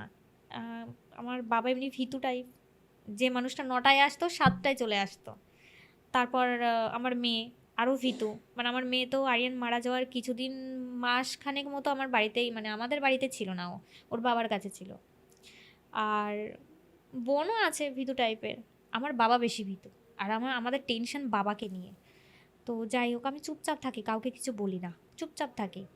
রীতাদিকে চিনবে তুমি হয়তো। রীতাদির সাথে আরিয়ান থাকা অবস্থায় আমার পরিচয়। রীতাদির মেয়েকে কিন্তু আমি মেয়ের মতো দেখি, ও আমাকে মা বলে ডাকে, ভীষণ ভালোবাসে, আর আমিও ওকে খুব ভালোবাসি। তো আমার বাড়িতে মাঝে মাঝে ওকে আমি নিয়ে আসতাম যে থাকবি আমার বাড়িতে, চল। শীতের সময় ও এসছে আমার বাড়িতে, ঘুমিয়ে আছে, আমার রুমে ঘুমিয়ে আছে। আমি সকালবেলা উঠে ওকে বললাম যে তুই ফ্রেশ হয়ে নে, ফ্রেশ হয়ে নিচে আয়, খাবি। 9টা 10টা বাজে। ও বলছে ঠিক আছে ঠিক আছে বলে ও আবার কম্বলটা মুড়ি দিয়ে শুয়ে আছে। এবার এটা ও আমাকে পরে বলেছে, মানে সেদিনই বলেছে, 1-2 ঘন্টা পরে। ও নিচে গেছে, খেয়েছে, খাবার দাওয়ার পরে নিচে বসে আছে চেয়ারে। এটাও মারা যাওয়ার অনেক দিন পরে, মানে 2 মাস 3 মাস পরে হবে। যাই হোক, ও আমাকে বলছে আম, আমি যখন উপরে শুয়েছিলাম তোমার শোকেসের ওই পেছনটা থেকে না কেমন একটা আওয়াজ আসছে। আচ্ছা, কেমন আওয়াজ আসছে? বলছে কেমন যেন জোরে জোরে নিঃশ্বাস নিচ্ছে। তো আর এরকমও ফিল করেছে যে কেউ রুমের মধ্যে মানে বারবার আসছে যাচ্ছে। তো আহ, ও কোমলটা খুলে, ও ভেবেছে আমি, আর আমি কিন্তু নিচে ওই তখনই চলে গেছি নিচে। তখন ও কোমলটা করে দেখে যে না আমি নেই। তখনও তাড়াতাড়ি ভয় পেয়ে যায়, তাড়াতাড়ি নিচে চলে যায়। নিচে গিয়ে খাবার দিলাম, খেলো। খেয়ে তখন আমাকে বলছে যে দিদি, একবার দিদি বলতো একবার মা বলতো, দিদি এরকম এরকম হয়েছে। আমি জানি পেছনে পেছনে বাড়ি আছে, তবে আরে পেছনে বাড়ি আছে তো, ওরা হয়তো ওখানে বসেছিল, রোদ্দুর পায়, ওরা হয়তো জোরে জোরে নিঃশ্বাস নিচ্ছিল। বলছে না, কেউ ছিল না, আমি স্পষ্ট শুনেছি, আমাকে বলছে।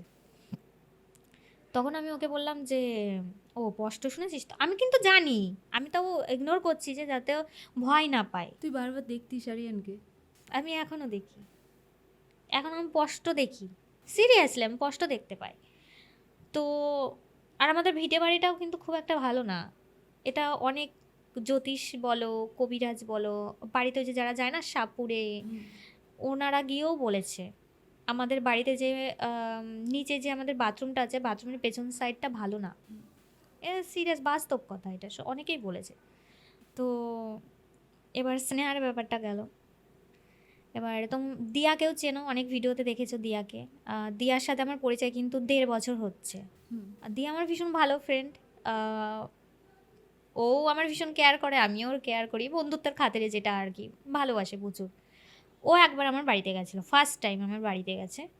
আমার বাড়িতে আমার বাড়িতে গেলে আমার রুমেই শোবে, আমার রুমেই শুয়েছে। আর আমার রুমের কিন্তু প্রত্যেকটা জিনিস একই রকম আছে, শুধু বেডটা চেঞ্জ করেছি আমি। তো দিয়া এবার ঠিক আছে, ছিল 2-3 দিন ছিল। বগুড়াতে যাব, শপিং করতে যাচ্ছি।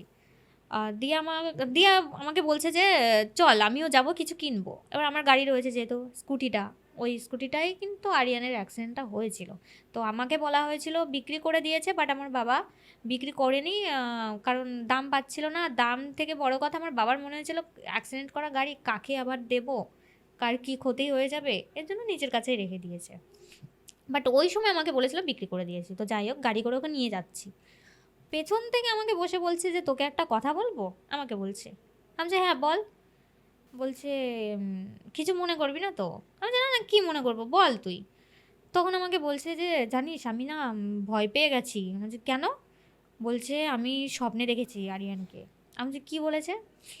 প্রথমে বললো যে দেখ রুম্পা, আমি তো আরিয়ানকে কখনো দেখিনি সামনে থেকে। আরিয়ান যাওয়ার পরে ওর সাথে আমার পরিচয়, যা দেখেছে ভিডিওতে। আলাম হ্যাঁ দেখিসনি। বলছে কখনো কথাও বলিনি। আমি বলছি না বলিসনি। বলছে আমি স্পষ্ট দেখেছি, আমার কাছে এসে বলছে তুমি রুম্পাকে খুব ভালোবাসো না, রুম্পাকে একটু দেখে দেখো। ইভেন তুমিও দেখেছো। আমার কাছাকাছি যারা আসে, ছেলে থেকে শুরু করে মেয়ে, যারা একটু বেশি ক্লোজ ফ্রেন্ড বা ভালোবাসে আমাকে, তাদেরকেই ও স্বপ্ন দেখায় যে একটাই কথা, তুমি রুম্পাকে খুব ভালোবাসো না, তুমি রুম্পাকে একটু দেখে রেখো। ফার্স্ট টাইম যখন আমি তোর সাথে দেখা করি, সেদিন রাত্রে তুই জানিস আমি তোকে স্টেশনে তুলে দিই, আমার তখন হালকা হালকা জ্বর। দুর্গাপুজোর টাইমটা ছিল ওই টাইমে। হ্যাঁ আমি যখন রাত্রে গিয়ে শুয়েছি, হঠাৎ করে না একটা টাইমে আমি দেখছি, ঘুমের মধ্যেই দেখছি আরিয়ান আমার মাথার কাছে দাঁড়িয়ে আছে আর আমাকে বলছে দিদি আপ না রুম্পা কো দেখ কে রাখনা। ঠিক আছে, সেই মুহূর্তে আমার ঘুমটা ভেঙে যায়। ভেঙে গিয়ে না আমি চারিদিকে দেখছি, সেখানে আরিয়ান কোথা থেকে আসবে, ও তো আমাকে চেনেই না। ঠিক আছে, তুমিও কিন্তু কখনো সামনে থেকে আমিও সামনে দেখোনি। থেকে আরিয়ানের সাথে আমার কোনোদিন কথাও হয়নি। তারপরে যখন আমি তোকে বললাম যে রুম্পা জানিস তো আরিয়ান কালকে রাত্রে, তখন তুই আমাকে বললি যে তোমার কাছেও গেছিল। হ্যাঁ, আমরা তোমাকেও দেখিয়েছে সেম। আমার বোনকে দেখিয়েছিল। উম, সেদিন আমি মানে খাচ্ছিলাম না, না খেয়েছিলাম, মানে ওরই সেই টেনশানে। এখনও হয় মাঝে মাঝে, আমার বোনকে বলছে রুম্পা ने खाना खाया, उसको खाना खिलाओ, এরকম বল। আর অনেকে আমাকে জিজ্ঞাসা করেছে, আমার আইডিতে গিয়েও অনেকে জিজ্ঞাসা করেছে দিদি ভাই তুমি আরিয়ানকে স্বপ্নে দেখো না? তো হ্যাঁ আমি স্বপ্নে দেখি। আমি 2-3 দিন পর পর দেখি, কিন্তু ও মারা যাওয়ার 2-3 মাস মতো আমি দেখিনি স্বপ্নে। এখন আমি দেখতে পাই, রেগুলারই না, বাট 1 সপ্তাহ পর পর যাই হোক দেখি আমি। এখন তো পুরো মানে স্পষ্ট দেখতে পাই। আগে তো স্বপ্নে, এখন পুরো স্পষ্ট দেখতে পাই আমি। তো যাই হোক, আম, তুমি দেখেছো, দিয়া দেখেছে, স্নেহা দেখেছে। আর আমার বাড়িতে কেউ যদি যায়, একটু মানে আমি জানি না, ওদের নাকি একটু কেমন কেমন লাগে, মানে ওরা ওরা ফিল করতে পারে। আমার মামার মেয়ে কিছুদিন পরে, মানে মারা যাওয়ার কিছুদিন পরে, কিছুদিন বলতে অনেক দিন পরে গেছিলো আমার সাথে দেখা করতে, আমি কেমন আছি না আছি জানার জন্য। আমার রুমে গেছে, ও বলছে তোর এই রুমে না আমি দাঁড়িয়ে থাকতে পারি না। বলছে কেন? বলছে আমার পুরো মানে শরীরটা পুরো ভারী হয়ে যায়, কেমন যেন একটা লাগে। তো চল চল নিচে চল, নিচে চল, দিদিকে বললাম নিচে চল। এবার আমি তো বুঝতে পারছি, আমি এই যে এখন বাড়িতে নেই না, আমার রুমে কেউ যাবে না, আমার মা যাবে না, আমার বাবা যাবে না, বোন, মেয়ে, কেউ যাবে না। পুরো রুমটা আমি মানে রুমে যাব, গিয়ে দেখবো যেমনভাবে রেখে এসেছিলাম তেমনভাবেই আছে সব কিছু। আর আমি যখন বাইরে কাজ বা শ্যুটে কোথাও যেতাম, রুমে যখন ঢুকতাম, ওর গায়ের একটা গন্ধ এখনও পাই, ওর গায়ের গন্ধটা। কিন্তু ওর জামা কাপড়গুলো কিন্তু আমি এখনও ধুয়ে পরিষ্কার করে রোদে মেলে লন্ড্রি করে আবার পুরো জমিয়ে মানে রেখে দিই। কয়েকদিন আগে এই সপ্তাহতেই, লাস্ট কয়েকদিনের মধ্যেই, যখন আমি আর তুই রাত্রে কথা বলছিলাম, হঠাৎ করে রুম্পা আমাকে বলছে দিদি জানো তো আমি না এক্ষুনি আমার গায়ের কাছে আরিয়ানের গন্ধ পাচ্ছি। তখন রাত প্রায় 11:30 11:45 হবে। ও আর আমি ম্যাক্সিমাম দিন রাতেই কথা রাত্রেই বলি। কথা বলি। আমি বললাম কী বলছিস? বলছে হ্যাঁ এখানে না দিদি আরিয়ান আছে। ও ছাদে গিয়ে কথা বলছিল। আমি বললাম কী বলছিস? বলছে হ্যাঁ দিদি আমি আমি বলি, আরিয়ানের পুরো হ্যাঁ, গন্ধটাই পাই। আমি বলছি পুরো কাহিনীটা। আমার একটা ফ্রেন্ড কল করে ওই কাজ সূত্রে, মানে একটা মিউজিক অ্যালবাম করবে সেটা নিয়ে কথা বলছিলাম। তো কথা অনেকক্ষণ থেকেই কথা বলছিলাম, মানে কাজ সূত্রে অনেক রকমের কথা থাকে, যেমন তোমার ক্যামেরা, একটা শর্ট ফিল্মও করব, এগুলো নিয়ে অনেক অনেক কথা হচ্ছে। অনেকক্ষণ ছিলাম আমি, অনেকক্ষণ। তো কথা বলতে বলতে ছাদে ছিলাম। প্রথমে কিন্তু বললাম যে আমাদের ভিটে বাড়িটা কিন্তু খুব একটা ভালো না। তো বাঁশবাগান, এপাশে মানে আমার সামনে বাঁশবাগান, পেছনে আম গাছ। এ পাশের বাঁশবাগানটা মানে নড়ছে, পেছনের আম গাছের পাতাগুলো কিছু নড়ছে না। আমি দেখছি, অবজার্ভ করছি, কিন্তু আমার ভয় লাগে না, বিশ্বাস করো দিয়ে, আমার একদম ভয় লাগে না। তো আমি কন্টিনিউ কথা বলেই যাচ্ছি, আবার দেখছি মানে এইভাবে এভাবে দুলছে বাঁশবাগান, কিন্তু আম গাছটা ঠিকঠাকই আছে, কোনো পাতাই নড়ছে না। আচ্ছা ভাই, এ পাশে তাহলে হাওয়াটা লাগছে, এ পাশে কেন লাগছে না, এরকম মনে হলো। তারপর একটা খুশবু তোমাকে বলেছিলাম, এত সুন্দর একটা গন্ধ, মাই গড, মানে ওই গন্ধটা আমি কখনো পাইনি। আমি যে তখন রাতে কিন্তু 12টা 12:30 বাজে। এবার আমি বলছি এত রাত্রে বডি স্প্রে কে কে নেবে? আমাদের বাড়ি থেকেও দুই একটা বাড়ি অনেকটা দূরে, অনেকটাই দূরে। আর এত রাত্রে মানে আমাদের ওদিকে 10টার মধ্যে সবাই ঘুমিয়ে পড়ে। আমি এত সুন্দর গন্ধ, আমি শুকছি। আমার ওপাশ থেকে আমার বন্ধুটা বলছে, কী রে, রাতের বেলা কী শুকছিস? মানে এরকম যে কী শুকে বেড়াচ্ছিস? আমি বলছি না রে, এই গন্ধটা খুব সুন্দর, মানে আমার খুব ভালো লাগছে। বলছে এখন রাতের বেলা তুই এই গন্ধ, মানে আমি ফিল করতে চাইছি যে এটা কি রজনীগন্ধা না কি। আমাদের আশেপাশে কিন্তু মাঠ নেই, অনেকটা দূরে, যে মাঠে তোমার গাছ লাগাবে সেখান থেকে খুশবু আসবে, না, নেই। মানে এত সুন্দর গন্ধ আসছে, আমি বুঝতে পারছি না ব্যাপারটা। বাট আমি ওখান থেকে ঘুরছি, গন্ধটা কোথা থেকে আসছে আমি মানে বার করার চেষ্টা করছি, আমি কিন্তু পাচ্ছি না। তখন ও বলছে আরে পাবি না, ও কি না, তখন ও আমার বন্ধুটা বারবার বলছে আচ্ছা কিসের গন্ধ বলতো। আমি তখন ওকে বললাম যে কোনো বডি স্প্রে না হলে ধূপকাঠি, বডি স্প্রের গন্ধ এতক্ষণ কেন থাকবে? ধূপকাঠি তো না হয়, ধূপকাঠি যতক্ষণ না শেষ হচ্ছে ততক্ষণ গন্ধটা থাকবে, বাট এত রাত্রে ধূপকাঠি কে ধরাবে ওখানে? তারপর হঠাৎ করে কথা বলতে বলতে আমাদের দোতলা যে ছাদটা, মানে যে দোতলা ছাদে যে ট্যাঙ্কি, মানে আমি যেখানে আছি সেখানেও একটা ট্যাঙ্কি আছে, আর উপরের ছাদেও একটা ট্যাঙ্কি আছে। এবার আমরা কিন্তু বেশিরভাগ শ্যুট করতাম উপরের ছাদেই। তো ফট করে আমার চোখটা গেছে, ভয় পাবে না তো? না না তুই বল না। আমি তাকিয়েছি, এইভাবে স্পষ্ট দেখেছি কিন্তু দিয়ে আমি কোমরে হাত দিয়ে খালি গায়ে, ও যে বাড়িতে যে প্যান্ট পরে থাকতো ফুল প্যান্ট, সেম ওইভাবে কিন্তু আমি আরেকদিনও দেখেছিলাম, স্বপ্নে দেখেছিলাম সেটা, কোমরে হাত দিয়ে মানে আমার দিকে তাকিয়ে আছে। আমি দেখে না, মানে যেখানে আমি দেখেছি ওর নিচেই দরজাটা দিয়ে আমি ভেতরে যাব। তো ওই আমি দেখে আমার পুরো শরীর পুরো মানে কাঁপছে, বলতে একটা হঠাৎ করে দেখেছি তো, মানে একটু আতঙ্ক টাইপের হয়ে গেছিলাম। তো পুরো মানে আমি রুমে ঢুকে গেছি, রুমে ঢুকে গিয়ে মানে পুরো বন্ধ, মানে ওর আমার যে বন্ধু লাইনের হচ্ছে হ্যালো হ্যালো করেই আছে, আমি তো কোনো কথা বলছি না, চুপচাপ রুমে গেছি, চুপচাপ ওখান থেকে চুপচাপ কোনো কথা না বলে চুপচাপ রুমে গেছি। মেয়েকে বললাম এসিটা অন কর। বৃষ্টি হয়েছে কিন্তু, আর ঠান্ডা ওয়েদার, কিন্তু আমি ঘামছি। আর আমি রিয়াকে বলছি তুমি জলদি এসিটা অন কর। এবার আমি রিয়ার সামনেও কিছু বলতে চাইছি না, যেহেতু ছোট মানুষ ভয় পাবে। তো ও বুঝতে পেরেছে, ও বলছে কী হয়েছে? আমি বলছি আরে আমি দেখ না, প্রচুর গরম লাগছে আমার, তুই এসিটা অন কর না। তখন আমার মেয়ে বলছে তোমাকে কতবার বলেছি না ওইখানে যাবা না, ওই ছাদে তুমি যাবা না, কেন যাও? এরকম বলছে, কেন যাও? তো বাড়ির পাশে একটা দাদা, মানে ওরা মানে দিল্লি গেছে, শিবানী চিনবে হয়তো, আমার বেশিরভাগ ভিডিওতে থাকে ও, মানে ভিডিও ভিডিও করে দেয়। তো ওকে ওর মা বলে গেছে যে আমরা তো থাকবো না, তুই রুম্পাদের বাড়িতে গিয়ে শুবি। প্রথম দিন আসেনি ও, দ্বিতীয় দিন আসেনি, আমাকে ফোন করছে কী রে তুই আমাদের বাড়ি নাকি শুবি, সোমা বললো আসছিস না কেন? বলছে তোর বাড়িতে না গেলে আমার কেমন যেন একটা ভয় ভয় লাগে, আর কেমন যেন মানে একটা ফিল পাই, ওর ভালো লাগে না, ভয় ভয় লাগে। আমি আর জোর করলাম না, যেহেতু বাচ্চা মেয়ে দরকার নেই। আমি বললাম, ও ঠিক আছে, তা বাড়িতে কোনো ভয় লাগে না তো? বলছে না। আমি বললাম ঠিক আছে, তাহলে আরামসে থাক। আমি জিজ্ঞাসা করলাম দাদা বৌদি কবে আসবে, ব্যাস। আমার একটা বাড়ির পাশের বোন, ও স্বপ্নে দেখেছে, যেদিন দেখেছে মানে যখন দেখেছে তারপর ঘুম ভেঙেই ও আমাকে ফোন করেছে। সকাল তখন 4:30-5টা বাজে, আমাকে ফোন করে বলছে, দি শোন না। আমি বলছি হ্যাঁ বল। বলছে আমি না জিজুরের স্বপ্ন দেখেছি, জিজু উপরেই আছে, কোনো একটা বিষয় নিয়ে কথা কাটাকাটি হচ্ছে আমার সাথে। বলছে তোর সাথে কথা কাটাকাটি হচ্ছে, জিজু বলছে मैं ऊपर ही रहूंगी, मैं ऊपर से किधर भी नहीं जाऊँ।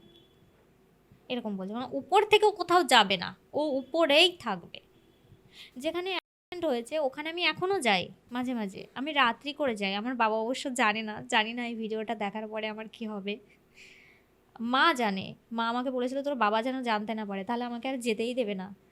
তো বগুলা মার্কেটে যাওয়ার আগে পড়ে ওই জায়গাটা, অনেক ভিডিওতেও আমি দেখিয়েছি। তো ওখানে আমি যাওয়ার সময় দাঁড়াই না, কারণ অনেক পাবলিক থাকে।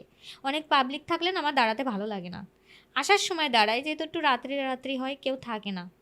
আর ওখানে যে বললাম জায়গাটা ভালো না, মানে অনেক অ্যাক্সিডেন্ট হয়েছে, অনেক। তো ওখানে যখন আমি যাই, দেন ওখানে যখন আমি দাঁড়িয়ে থাকি না, কেমন যেন আমার এরকম ফিল হয় যে আম, ও ও আমাকে দাঁড়াতে বলে, ইভেন ও আমাকে কিছু বলতে চায়, এখনও কিছু বলতে চাই। আমি জানি না এটা কেন হয়। আমার এখনও মনে হয় যে হ্যাঁ ও আমাকে কিছু বলতে চায়। আর হ্যাঁ, আরিয়ানের কাজটা কিন্তু পরে আমরা করেছিলাম, যেহেতু এরকম মানে আমি ফিল হচ্ছিল। আর আমার কোথাও যেন একটা মানে মনে হচ্ছিল যে বিশেষ করে আমার মা, যে ওকে আর ধরে রেখে লাভ নেই, ছেড়ে দে। আর আমি না মানে মানুষ, মানে কেউ যদি চলে যায়, সবার তো এই একটা কথাই বলে না যে যেখানে থাক ভালো থাক। আমি কিন্তু বলতাম না। আমি বলতাম ও কেন গেল আমাকে ছেড়ে, মানে একটা রাগ ছিল, প্রচুর রাগ ছিল, কেন গেল এইভাবে, কিসের জন্য গেল এইভাবে। তো যেটার কারণে ওর যেটুকু কাজ করা হয়েছিল ছোটোখাটো, আমি মন দিয়ে কিছু করিনি। তো এই 1.5 বছর পরে নবদ্বীপে গিয়ে, সেটার ভিডিও আছে, পুরো কাজটা আমি কমপ্লিট করেছি। দেন ওখান থেকে যখন যাই তখন আমার শরীরটা কিন্তু হালকা হয়ে গেল, তখন হালকা হয়ে গেল। আমি তোমাকেও বলেছিলাম যে দি আমি কি ভুল করলাম ওর কাজটা করে? ও ছিল, ভালো ছিল, ও চলে গেল। তুমি আমাকে বলেছো যে না ওকে মুক্তি দে, ছেড়ে দে, বলেছো। যাই হোক, 1-2 মাস পরে আমার ওই ফিলটা আবার হচ্ছে, ও যায়নি, আছে। যতই আমি কাজ করি না কেন ও আছে। আত্মার তো মরণ নেই না, আত্মা তো থাকেই, ও আছে। আজকে যখন আমি আসি, আমার গাড়িটা কিন্তু আমি কাউকে ধরতে দিই না। ওই গাড়িটা কিন্তু আমি এখনও চালাই, বোন মাঝে মাঝে নেয়, সেটাও খুব আর্জেন্ট হলে, মানে বেশি দূরে যাওয়ার জন্য না, কলেজে মাঝে মাঝে, ওর কলেজটা কাছেই। আর বাবা মাঝে মাঝে, বাট আমি থাকলে তো নিতে পারে না। তো যাই হোক, আম, গাড়িটা নিয়ে যখন আমি আজকে আসি, গাড়িটা মাঝে মাঝেই, এটা কিন্তু আজকে ফার্স্ট টাইম না, মানে রোজও না, গাড়িটা আমার কন্ট্রোলে থাকে না। গাড়িটা যখন অ্যাক্সিডেন্ট হয়েছিল, ওই ভাঙাচোরা গাড়ি যখন একটা দাদা নিয়ে এসেছিল, ওই দাদা আমাকে বারবার বলছিল এই দিকে দিতে যায়, এই দিকে চলে যায় গাড়ি। তো আজকেও আমার কন্ট্রোলে ছিল না, আমি তো ভেবেছিলাম ট্রেনটা মনে হয় আজকে পাবো না। গাড়ি এইদিকে দিচ্ছি, এদিকে চলে যাচ্ছে, মানে আমি ভাবছি চাকায় কি হাওয়া নেই না কি। এবার আমার বাবার কাছে গাড়ি যাওয়া মানে, কিছুদিন আগে আমার বাবা নিয়েছিল, বাবার কাছে গাড়ি যাওয়া মানে বাবা যদি একটু আওয়াজও হয়, গাড়ি বাবার হোক বা আমার হোক ঠিক করে দেয়, সাথে সাথে ঠিক করে। বলছি বাবার কাছে যখন গাড়ি গেছে, বাবা তো সব কিছু ঠিকঠাক করেছে। আর চাকা তো নতুন চাকা, স্লিপ কাটার কোনো প্রশ্নই আসে না, বৃষ্টিও হয়নি আমাদের ওইদিকে আজকে। তো কন্ট্রোলে থাকছে না, আমি প্রচুর মানে এত আস্তে আমাকে চালাতে হচ্ছে, আমি বুঝতে পারি, মাঝে মাঝে ফিল করতে পারি। যে পিছনে আছে। হ্যাঁ, আর গাড়িটা পুরো ভারী হয়ে যায়। আর আমি ওকে নিয়ে গাড়ি চালিয়েছি, স্কুটি, ওরা একবার পায়ে চোট পেয়েছিল বৃষ্টির মধ্যে, তো তখন আমি ওকে পেছনে বসিয়ে বাড়িতে নিয়ে গেছিলাম চালিয়ে। ওখানে অনেকবারই চালিয়েছি। যাই হোক, তো কি হলো, কিছুটা রাস্তা আসার পরে আমার সামনে একটা ভ্যান রয়েছে, ও পাশ থেকে একটা গাড়ি আসছে, ঠিক আছে। তো আমি কিন্তু ব্রেকের চাপ দিইনি, ব্রেকটা আমি হচ্ছে আরেকটু এগিয়ে যাই, তখন ব্রেকটা আমি মানে চাপবো। ও মা, বিশ্বাস করবে না দি, মানে কয়েকটা সেকেন্ডের মধ্যে বলবো না মিনিটের মধ্যে বলবো, আমি সেটাই বুঝতে পারছি না। গাড়িটা মানে আমি কিন্তু ব্রেকে চাপ দিইনি, গাড়িটা কিন্তু স্লো হয়ে, মানে একদম ব্রেকে চাপ দিলে যেমন দাঁড়িয়ে যায়, দাঁড়িয়ে গেল, মনে হলো পেছন থেকে কেউ, মানে এরকম ফিল হলো পেছন থেকে কেউ টেনে ধরলো, সামনে থেকে কিন্তু গাড়ি আসছিল, এইটুকু ফাঁকা ছিল। ওইটুক দিয়ে আমি চাইলেও বেরোতে পারতাম না। আমি আমি ভেবেছি একটু কাছে যাই, তখন ব্রেকটা মেরে মানে পেছনে করে গাড়িটা যখন বেরিয়ে যাবে তখন আমি বেরিয়ে যাবো। একদম কাছাকাছি চলে গেছে, আমি মারবো কি দুম করে গাড়িটা ওরকম সোলে মানে ব্রেক মারলে যেমন হয় ওরকম হয়ে গেছে, কিন্তু আমি কিন্তু ব্রেক ধরিনি, সিরিয়াসলি বলছি, আমার হাতটা ব্রেকে ছিলই না। তার মানে আরিয়ান আছে আজও রুম্পার আছে সাথেই আছে। এবার আমার সাথে তুমি একটা জিনিস বুঝবে, আজ পর্যন্ত মানে সোশ্যাল মিডিয়ার ভেতরে বলো বা সোশ্যাল মিডিয়ার বাইরে বলো আমার ক্ষতি তো কম মানুষ করতে চাইলো না, বাট লাস্ট অবধি কিন্তু আমার কোনো ক্ষতি করতে পারে না। ইভেন যারা ক্ষতি করার চেষ্টা করে তাদের আজ অবধি কিন্তু ভালো হয়নি, এখনো পর্যন্ত হচ্ছে না। তো এটা আমি মানি, আগে আমি বিশ্বাস করতাম না, বাট এটা এখন আমি মানি। আজকের ঘটনা এই পর্যন্ত। আজকের ঘটনাটা হয়তো খুব বেশি ভয়ঙ্কর ভূতের কিছু নয়, কিন্তু দুজন মানুষ, একজন মারা গেছে, চলে গেছে অন্য জগতে, তারপরেও তার স্ত্রীর প্রতি এখনও যে ভালোবাসাটা তার স্ত্রী অনুভব করতে পারে, সেটা খুবই ভালো লেগেছে আমার। আর আরিয়ান যেখানেই থাকুক, যে জগতেই থাকুক, ভালো থাকুক, ওর আত্মার মুক্তি হোক, ও আবার নতুন করে জন্ম পাক, সেটা আমিও মন থেকে চাই। আজকের ঘটনা আপনাদের কেমন লাগলো অবশ্যই কমেন্ট করে জানাবেন, আর আমাদের চ্যানেলটা আপনারা সাবস্ক্রাইব করবেন আর লাইক করবেন। নমস্কার রুম্পা।